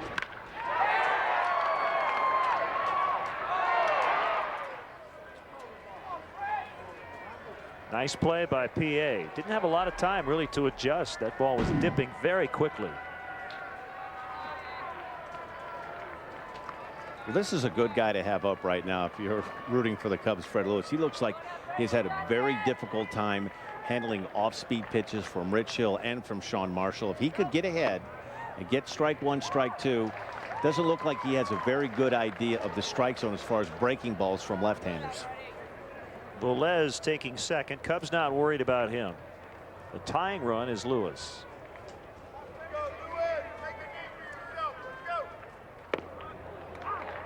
got the outside corner.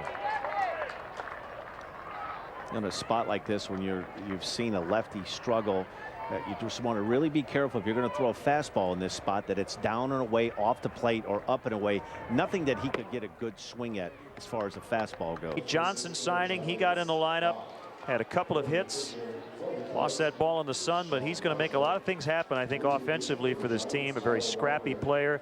And that battle for the final spot in the bullpen is getting interesting. I think positives today. Aramis Ramirez, a good day offensively. Derek Lee, the home run. But more importantly, a very good outing for Rich Hill. Hopefully a good one to end on and get him started in the right direction when the season starts. Hey, I always enjoy working with you. Thanks so much for filling in for Bob this spring, and we look forward to your analysis all year long. Great, and make sure I get my gift certificate. You got it. The big screen TV is on its way. Our next broadcast of Cubs baseball on Comcast Sportsnet will be when it counts. April 2nd versus Milwaukee from beautiful Wrigley Field. Our broadcast day begins at noon Central with Cubs pregame live. Scheduled pitchers Jeff Suppan for the Brewers, Ted Lilly for the Cubs. Once again, the final score today is the Cubs have their first 3-game winning streak of the spring. Cubs 7, Giants 5. Now for my partner Dan Plesac and our entire Comcast Sportsnet crew, this is Len Casper. Goodbye from Arizona. Stay tuned. Chicago Tribune Live is next. It's NCAA March Madness, when passion, performance, and style made the difference. When the best of the best put it all out on the floor for the biggest event of the season, the Buick Pontiac GMC March Madness sales event. Now, get 0% APR for 60 months on every 2008 Lucerne, G6, Sierra 1500, and Yukon. Make a fast break to your Buick Pontiac GMC dealer by March 31st. Tomorrow, the Blackhawks are back on the road and ready to lead the Blue Jackets out on the Cove. Followed by Crown Royal Blackhawks post-game live. Blackhawks Blue Jackets tomorrow at 6 on Comcast Sportsnet. Fans' best friend. Tonight, Ben Gordon and the Bulls look to stay in the hunt for a playoff spot as they battle Joe Johnson and the Hawks in HD. Coverage starts at 7 with Dex Bulls pregame live. Bulls Hawks in HD tonight at 7 on Comcast Sportsnet. Fans' best.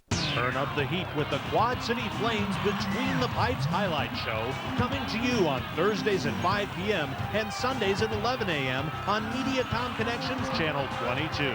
See all the exciting highlights and get the inside scoop on the players and coaches. Catch all the action as the Quad City Flames take to the ice in their inaugural season in the American Hockey League. The Quad City Flames Between the Pipes, turning up the heat on Mediacom Connections Channel 22. That is so sweet. Yep. High def is the way to go. It's too bad you're not really connected. Wait, what do you mean? Well, you need Mediacom digital cable. It's the only way to get your local channels in high def. Wait, that's your advice? Just upgrade to digital? Dude, left center. Off the wall, Johnson winds up at third with a triple.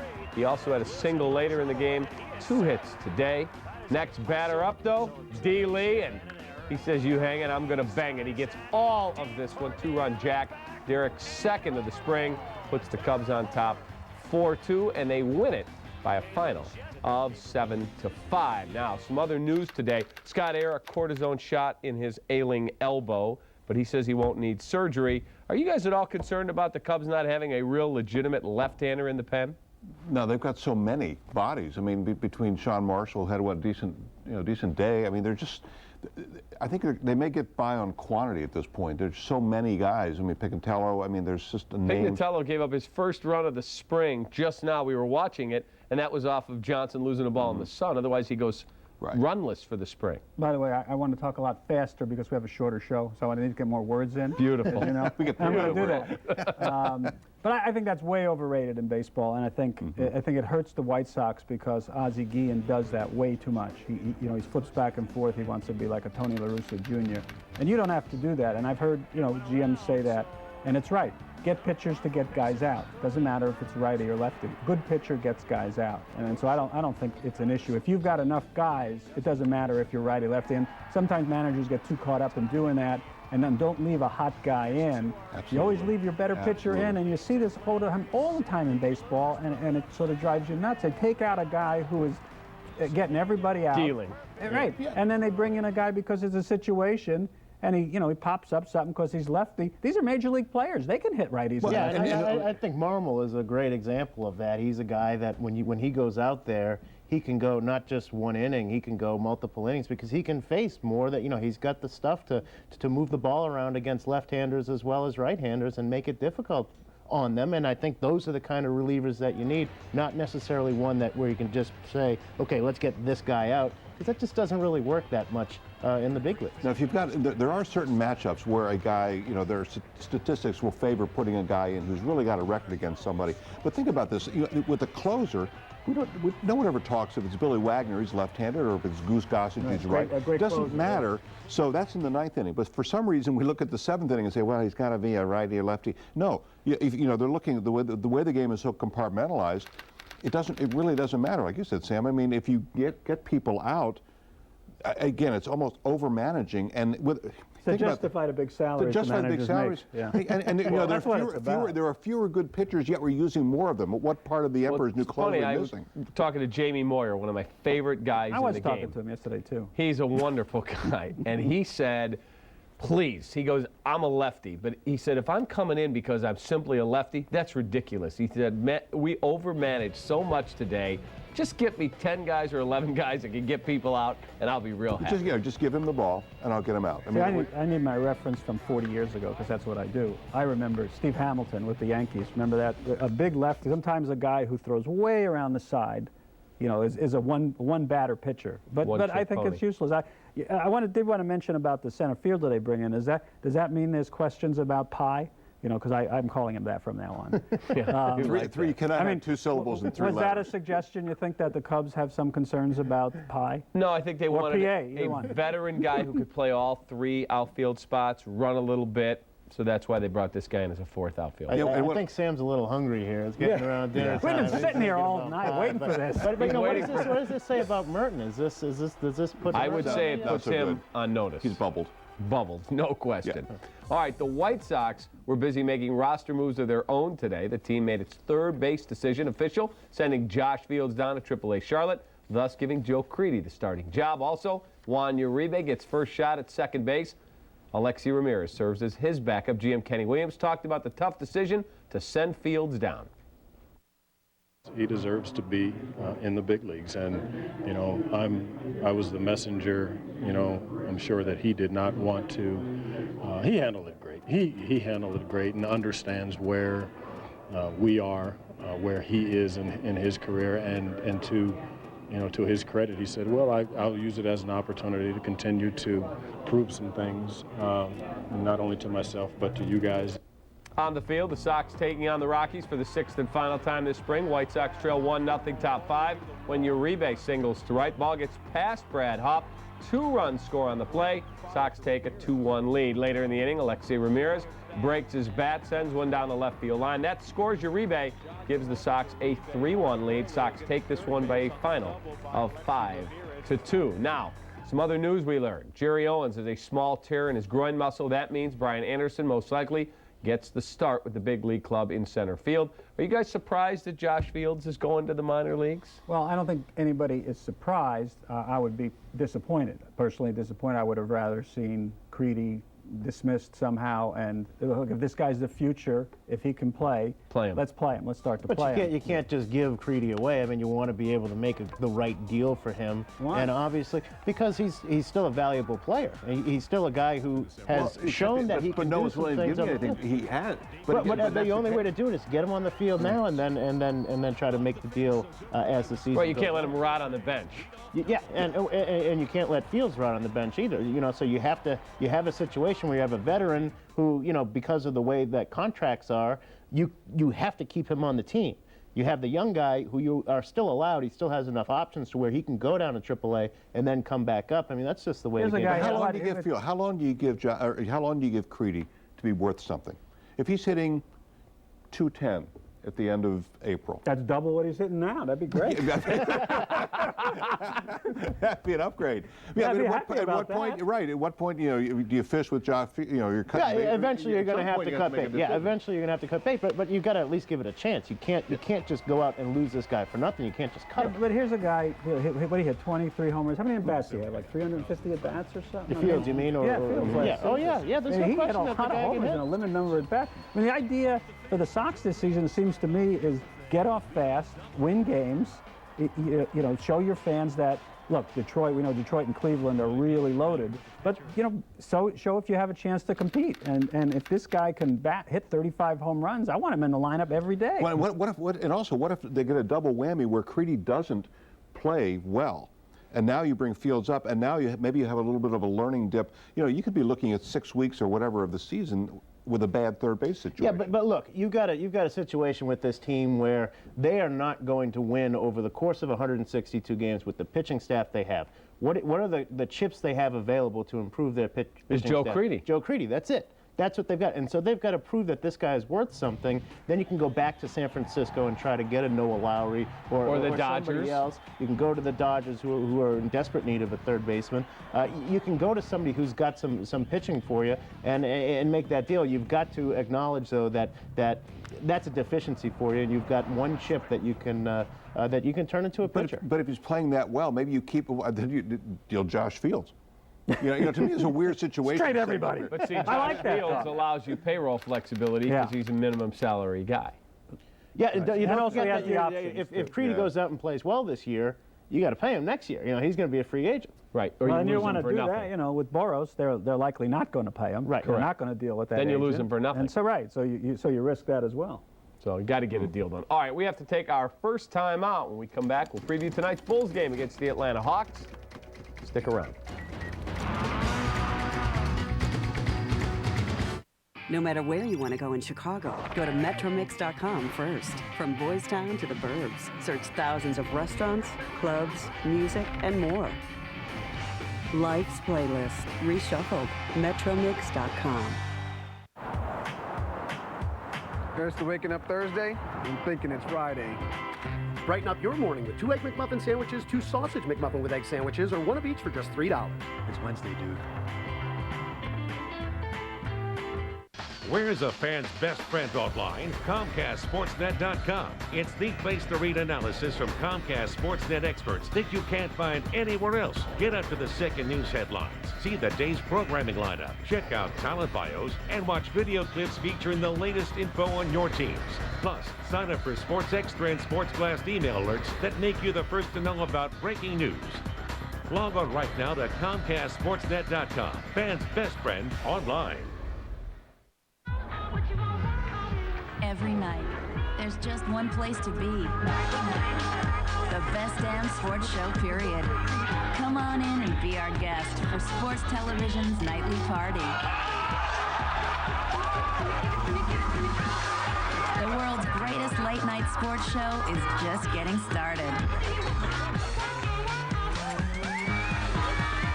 The best damn sports show, period. Tonight on Comcast Sportsnet. Show us you embody Chicago sports, and you could win a luxury 3-night trip to Rio Vallarta and Riviera Nayarit, Mexico. Presenting the fans' best friend getaway. Brought to you by Apple Vacations, America's favorite vacation company. All you have to do is send a picture to Apple Vacations at ComcastSportsNet.com, depicting why you are Comcast Sportsnet's best friend. It's that easy. Send a picture and you could win. Don't miss out. Enter the fans' best friend getaway. Only from Comcast Sportsnet, fans' best friend. You're watching the home of the Bulls, Blackhawks, Cubs, and White Sox, Comcast Sportsnet. Can you believe that? Is brought to you by your Chicagoland and Northwest Indiana Chevy dealers. Can you believe that? The 2008 baseball season is officially underway. Red Sox and A's battled in Tokyo this morning. Game tied at 4, top of the 10th. 2 on for Manny, and this is Manny being Manny. The shot to deep right center field will go off the wall and drive in a pair. Ramirez, 4 RBIs in the game. Red Sox hang on. Papelbon struggled, but they get a 6-5 win. Manny is standing at home plate thinking that ball's gone. Did you see it? That's typical Manny. For Just I was- watching it. I was up at 5 in the morning watching that game. Yeah, Get help. But I mean, Get help. but that's what he does. He knocks the ball and he stands there and watches it, but he still gets the 2 RBIs. That's what the team has come to the point to where they don't question him anymore. Do you think the Japanese fans, that's part of what you come to see when you come to see someone like that? I think they understand the trash talking in Japan. No question.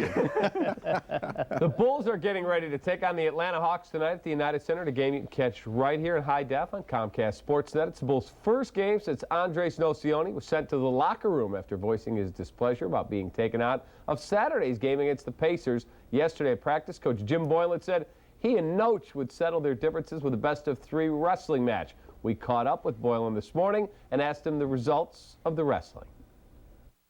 I took him 2 out of 3. Yes, I did. I got the first one, he got the second one, and then he was disqualified in the third one because he hit me with a chair, and so that wasn't allowed according to the WWF rules. Is a wrestling match? That says it all. I got nothing to add. We're done. Is a wrestling match what this team needs? I mean, it's ridiculous. Well, let me say this. I did check Vegas this morning, and the over-under is now 7 players who will go off on the coach and be either suspended or disciplined in some way. So I think we're already with 4 or 5 now. So I might want to get something down on that. It's unbelievable. Yeah, and can we get a picture of Jim Boylan somehow when he took this job and now? I think he may look like we see pictures of presidents on their inauguration day and then 8 years later. I wonder how old he is now. He's aged about 8 years, I would say, in the few weeks that he's had this. Now he's a Jello wrestler or How something. quick do they launch him once the season ends?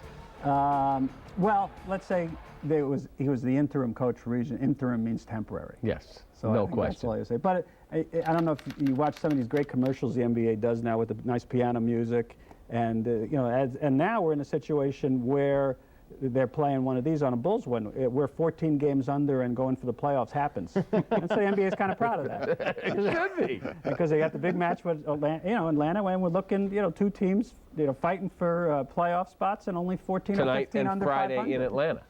Does that mean this is a big game? I mean, it's exciting for Comcast in itself because you've got a playoff race to televise. Right and here what's tonight. more exciting about This that? is Exactly. and then Friday. This is a big Friday, game. right. In 1 week. Despite the Bulls' best efforts, you have a playoff race. I'm almost too nervous to speak right now. Oh, I mean, that'll never happen. This is riveting Never television. Gail came in. Gail walked in and is excited, just excited to hear us talking about the Bulls' playoff run. Yeah, it's just big. Yeah, keep talking fast because it's a short show. So. All right, now this is Sam's last show as a member of the Chicago Tribune. We wish him well, but good news. Starting next week, he will join us once a week as our basketball contributor. So it's going to be a lot of fun. Looking forward to working with you each and every week. Well, let's say this. It's not completely for that reason, but I saw the memo outside where not enough of you are wearing sweater vests. So I think to offset that Someday I'll wear one. limitation here, I think that's the only reason. Really. All right, that's all the time we have for today's edition of CTL, presented by your Chicagoland and Northwest Indiana Chevy dealers. Thank you to Sam, John, Sean. We'll see you tomorrow. Thank you for watching. Have a great evening.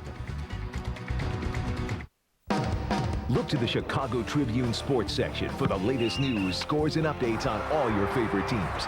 To subscribe, call 1-800-TRIBUNE. No matter where you want to go in Chicago, go to MetroMix.com first. From Boys Town to the Burbs, search thousands of restaurants, clubs, music, and more. Life's playlist, reshuffled. MetroMix.com. Tonight, Ben Gordon and the Bulls look to stay in the hunt for a playoff spot as they battle Joe Johnson and the Hawks in HD. Coverage starts at 7 with Dex Bulls pregame live. Bulls Hawks in HD tonight at 7 on Comcast Sportsnet. Fans' best friend. Grossinger Toyota North guarantees you the best experience when you buy your new Toyota. Our experienced staff guarantees to take up as little of your time as possible. Our selection of 500 Toyotas guarantees you'll find what you want. And Grossinger always offers their lowest prices. That's why you gotta go to Grossinger Toyota North. The Reebok Hex Ride running shoe. Extreme comfort and cushioning. Perfect for the off-season. There is no off-season. I'm with you, Matt. Running keeps me strong. Got that, Tori. It builds my speed. Like you need more speed, Chad. It will to break my records. Hey guys, we all have our reasons. What's yours, Stace? To be a better dancer. Like me. It's your move, Matt. Matt, you might want to stick to passing. The Reebok Hex Ride, available at Dick's Sporting Goods. Hi everybody, Harry Carey here to introduce Advanced TV from AT&T, the newest choice for your television in Chicago. Advanced TV's 100% all digital, DVR included. Nobody knows where DVR comes from. It kind of just shows up like meteorites or government cheese. Now with DVR included and $50 cash back. DVR spelled backwards is rived. Every game in HD, coming soon to Comcast Sportsnet, fans' best friend. Hi, I'm Lou Piniella, manager of the Chicago Cubs, and you're watching Comcast Sportsnet. It's now or never for the Bulls if they're going to put together a playoff run this season. 2 games this week against the team currently holding down 8th place in the East. It's the Bulls and the Atlanta Hawks tonight here on Comcast Sportsnet. We'll have a live preview coming up next on Sports Night. Coming up on Sports Night. We got to show that, we're not going to give up. The Bulls still have a lot to prove after dropping 2 straight games, and now they host the suddenly surging Hawks. He handled it great and understands where we are.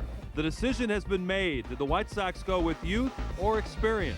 He's had a nice bat against left-hand pitching. Meanwhile, the Cubs make a move to add a right-handed bat to their outfield. Plus, why you shouldn't count out a Blackhawks playoff appearance just yet. And we're controlling the things that we can control. We're hitting the road again. There's 2 pools. There's a therapeutic pool, a big hot tub, and bingo on Wednesdays. For Sports Night, now. This is Sports Night, presented by Dex.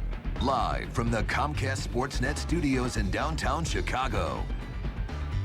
Scott Air driving that RV all the way back to Wrigley Field. Good evening, everyone. Welcome into Sports Night, presented by Dex. Alongside Gail Fisher, I'm Mark Shanowski. The White Sox and Cubs both making roster moves today. We'll catch you up in just a bit. But we start with the Bulls, or should I call them cats, for the 9 lives they have in the Eastern Conference playoff Just don't race. call them dogs. Yes, even after losing their last 2 games, they are still in it. And here's why. The Atlanta Hawks hold the 8th and final playoff spot. They are 3 games ahead of the Bulls. But Chicago gets 2 chances this week to inch their way closer. They can cut it to 2 games with 12 remaining with a victory tonight. The Nets and Pacers, of course, still in it. New Jersey is off tonight. The Pacers host New Orleans. But the Bulls can only worry about themselves. For more on tonight's big game, we join Chuck Garfien live at the United Center. And Chuck, we can only hope the Bulls players will all be on the same page tonight. No bickering. Yeah, everyone out there wants to know, can the Bulls make the playoffs? Well, I'm here to tell you that we're going to have a pretty good idea by Saturday, because they've got 4 games in the next 5 nights, 2 against these guys, the Atlanta Hawks. They got to win at least one of them because they're obviously chasing them. What they have in their favor, obviously, is that they've had a lot of success against Atlanta in the past. They've won 12 of 13 games against the Hawks, although that one loss came earlier this season, the last time they played Atlanta. But if the Hawks are making it, the Bulls hope to make the playoffs, that push has got to come right now. I feel like we got to play harder than they do, and we got to show that, we're not going to give up for 48 minutes. I think that, like you said, we play well in spurts, but we got to play consistently, especially on the defensive end, and just show that we want it more than our opponent. We need to win. That's the bottom line. So, whatever it's gonna take, we just got to play hard. And all of my teammates, I think we ready for that. We ready for that big week right now. So we'll see. It's the situation we're in. It's almost more than just one game at a time. It's almost one possession at a time. Let's just stay right where we are in the moment and not be looking too far ahead. And let's just see what we can do right now. The only thing we can control is the now, and let's have ourselves ready physically and mentally to play the game tonight. By the way, Jim Boylan has kissed and made up with Andres Nocioni, literally, as Boylan gave him a little peck on the cheek yesterday at practice in front of cameras, this after the whole blow-up those two had Saturday night. Boylan joked yesterday that he was going to wrestle with Andres Nocioni. So today we asked Boylan who won the fight. I took him 2 out of 3. Yes, I did. You know, I got the first one, he got the second one, and then he was disqualified in the third one because he hit me with a chair, and so that wasn't allowed according to the WWF rules. Jim Boylan will be playing at Zany's Friday night, 2 drink minimum. The guy's got a sense of humor. You got to give it to him. By the way, Nocioni fined for that outburst he had here on Saturday night, not suspended. He will be playing here tonight. So, hey, the Bulls playoff push, here we come. Let's see if they can start it and keep it going from here. That's going to do it live from the United Center. Chuck Garfine reporting. We'll send it back to you in the studio. All right, Chuck, thank you. And we will get you fully prepped for the game at the top of the hour with Bulls pregame live. Norm and Kendall in the house, and they'll join Chris Bowden. Tip-off at 7:30 in HD. Then Norm, Kendall, and Chris will be back after the final buzzer for Bulls postgame live. After that, Mark and I will recap the day on Sports Night. Now to baseball, and the overriding story in White Sox camp involved the battle for the starting third base spot. Just how would Ozzie Guillen and Kenny Williams handle the delicate situation of having 2 major league quality everyday players at that position? Well, the decision has been made. We go live to Carrie Sayers in Tucson with today's big news from Sox camp. Hi, Carrie. Hi, Mark. Plenty of big news today. Yes, the White Sox held their extended organizational meetings this morning to continue to finalize their 25-man roster. And one of the 4 moves they made was, in fact, to option Josh Fields to AAA Charlotte. Now, this isn't a total surprise. There wasn't a lot of current interest in trades for Joe Crede, considering the uncertainty of his back status. And he is owed $5.1 million in this, the final year of his contract. So the White Sox really had no choice here, but still, it was a very difficult decision for the front office to make. He deserves to be in the big leagues, and you know, I was the messenger. You know, I'm sure that he did not want to. He handled it great. He handled it great and understands where we are, where he is in his career, and to, you know, to his credit, he said, well, I'll use it as an opportunity to continue to prove some things. With Danny Richard out 4 to 6 weeks with a stress fracture in his rib, it was down to Juan Uribe and Cuban rookie Alexei Ramirez for the starting job at second.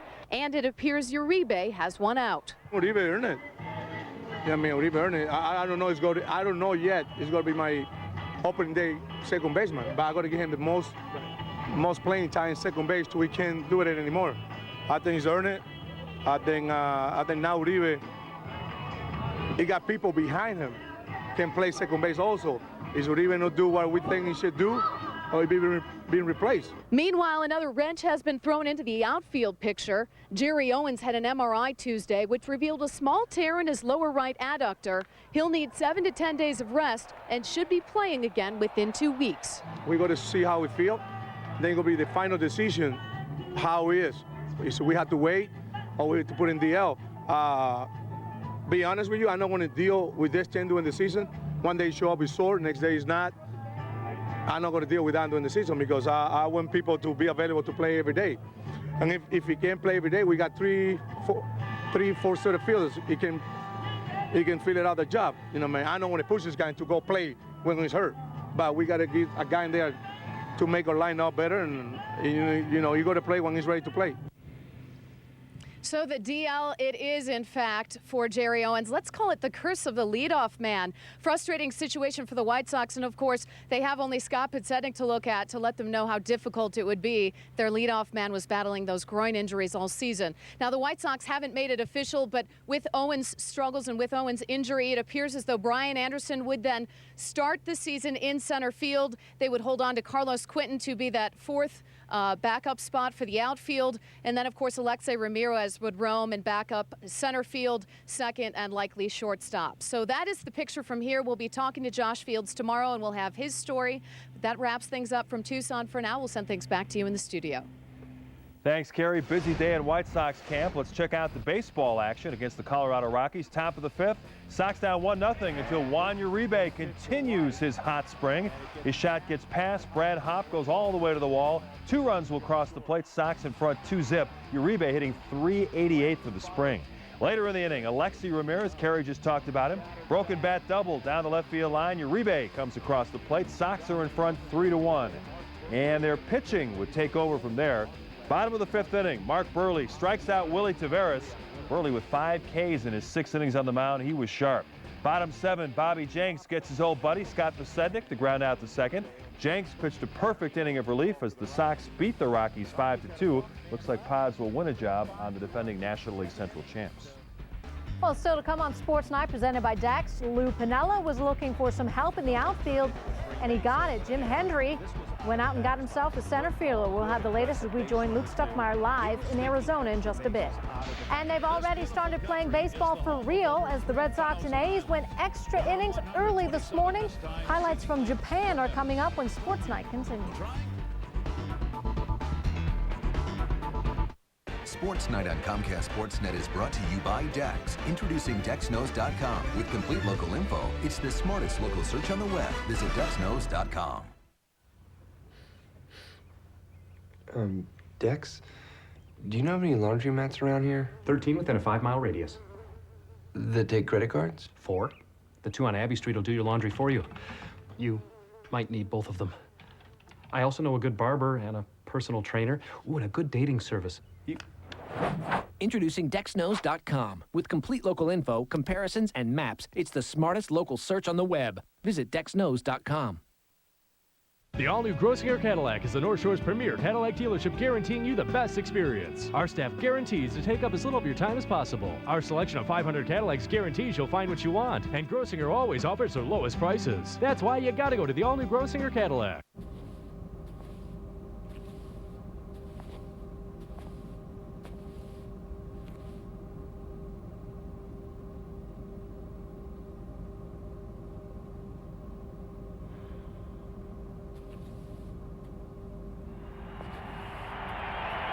Sox sweep the Tigers. They swept Cleveland, they swept Baltimore, and now they sweep the Tigers in this 4-game set. And what a job, a 4-hit shutout. That is the third. Please keep your personal items at all times. Welcome to Utah. Whether you're here for a gorgeous house or the greatest one. Welcome to Utah, where endless adventure is easy to find. With our 5 national parks and 43 state parks, come ready to play. To request a travel guide, visit www.utah.travel.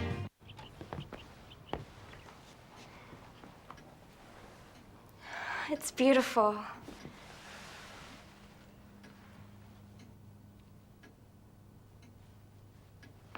Some things we just can't help you with. But if you need a tuxedo for prom, rent from MW Tux or any Men's Warehouse. Now with over 1,000 locations, renting your tux has never been easier. You're gonna like the way you look. I guarantee it. McDonald's Sports Rise every morning only on Comcast Sportsnet. Fans' best friend. Baseball's regular season getting its earliest start ever today in Japan. Red Sox facing the A's, and there's Daisuke Matsuzaka pitching in his native country.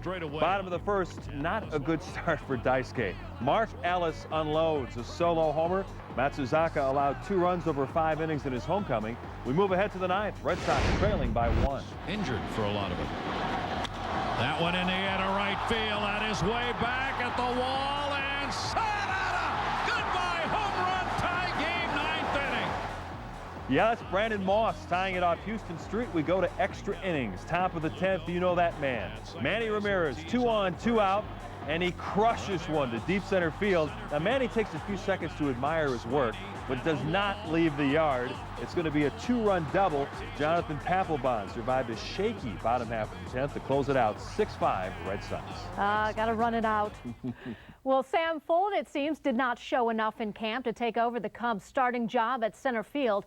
And Eric Patterson will not follow in his older brother's footsteps either. The two were optioned to AAA Iowa today, but don't think that's necessarily a vote of confidence for Felix P.A. either, because the Cubs got some help for the center spot today. And for more on this, let's head live to Scottsdale, Arizona, and join Luke Stuckmeyer. Luke, what can you tell us about the Cubs' latest acquisition? Well, Gail, Jim Hendry's been working the phones trying to pull off a trade to get some extra help in the outfield. Turns out he didn't have to give up anybody. He just had to give up cash. Reed Johnson was released by the Blue Jays over the weekend, and the Cubs think he will be the perfect fit.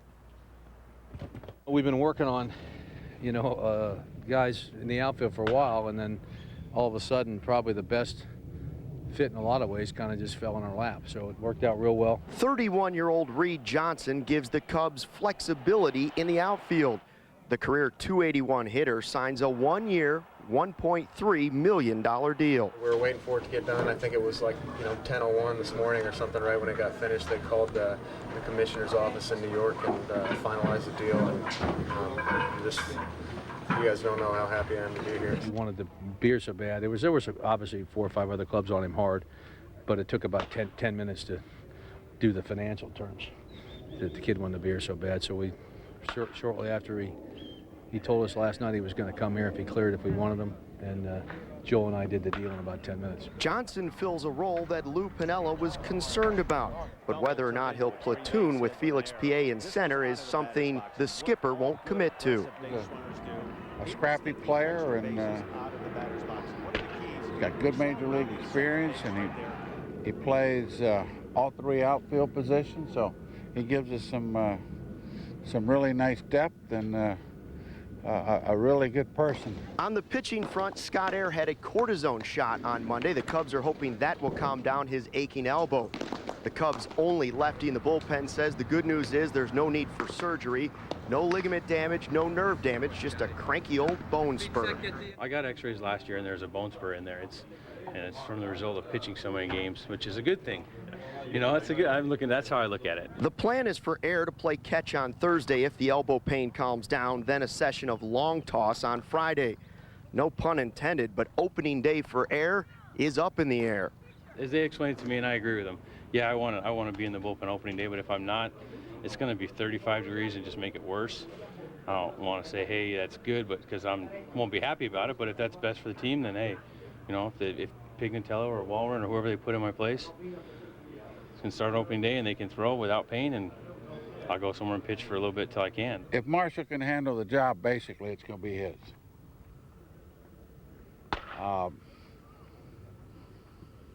Let's see what he does here over the next couple days. So if Air's not ready and Marshall can't handle the duty, then it would be Carmen Pignatello, the Chicago product, a Chicago native who's gone 8 innings this spring without giving up a single run or a single walk. Live in Scottsdale, Luke Stuckmeyer, Comcast Sportsnet. At Wrigley Field against NL Central rivals Milwaukee, while the Sox start the season in Cleveland, and you can see that game right here in HD. Our coverage begins next Monday at 1 o'clock. Can't wait. Coming up next, we check in on the Blackhawks, who find themselves doing a lot of scoreboard watching between shifts. And right now, they need a whole lot of help. Stay with us.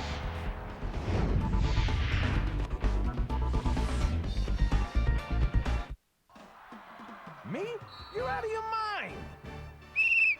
If I saw a deal like that, I'd be angry too. Take it easy. The ball bounces your way at Libertyville Mitsubishi. New 08 Lancer ES, automatic transmission, alloy wheels, and more. A ridiculously low $89.89 a month. Mitsubishi Motors. Bob Rohrman. You owe it to yourself. Bob Rohrman's Libertyville Mitsubishi on Milwaukee Avenue, Libertyville.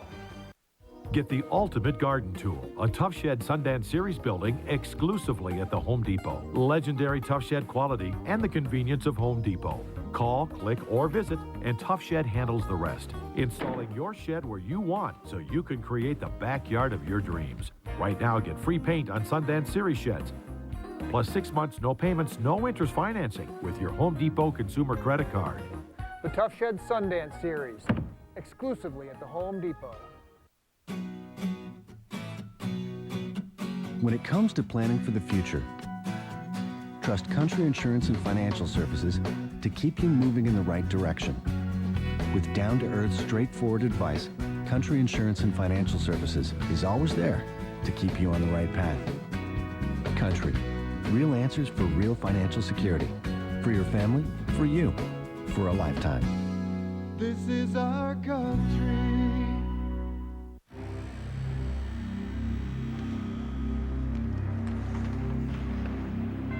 Dropped it off, Hamlin took it away. Leads a 2-on-1, break the center edge, gave it away. Close the first. A short-handed breakaway. Over the Coyote line down the side. Landed with a body check. To the slot, Sharp got by a check. Fires. It's gone.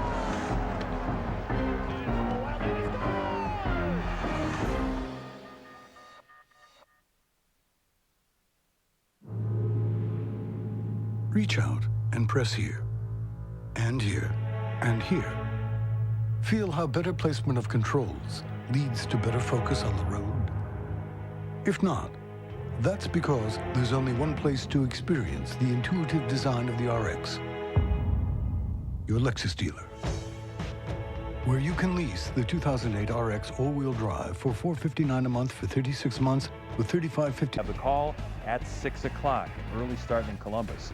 Then after Blackhawks postgame live, stay tuned for a rebroadcast of our Legends special featuring the on-ice ceremonies honoring Bobby Hull, Stan Mikita, and Tony Esposito, as well as exclusive one-on-one interviews with all three Hawks greats. That's all tomorrow night following Blackhawks postgame live. And stay with us. We'll be right back to wrap things up.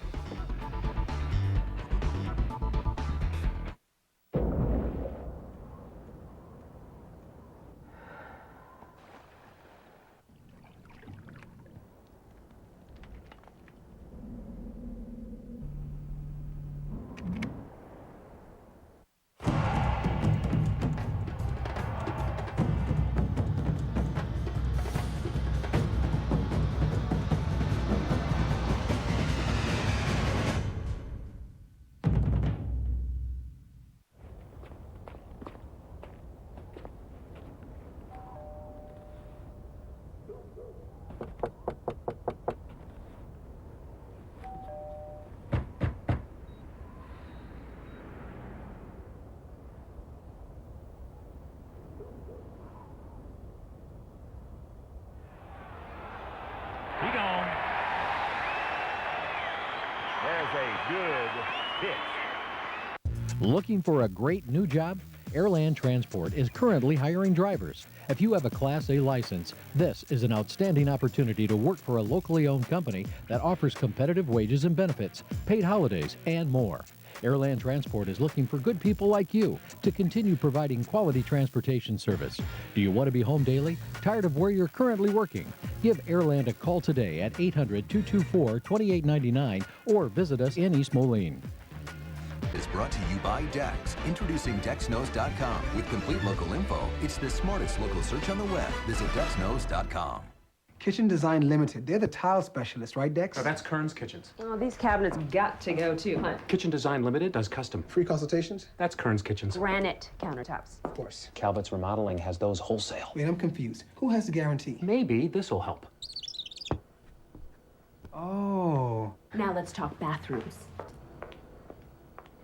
Introducing DexKnows.com, the smartest local search on the web. Compare businesses side by side. See hours, services, and more. Visit DexKnows.com. At eHarmony, we match you across 29 dimensions of compatibility. And right now, not only can you log on to eHarmony.com and get your personality profile, you can also review your matches all for free. Aren't you curious to see who you would be matched up with according to compatibility? He loves me for me. Visit eHarmony.com. Bob's the man. 32 MPG Ultima 2.5S, only $199 a month.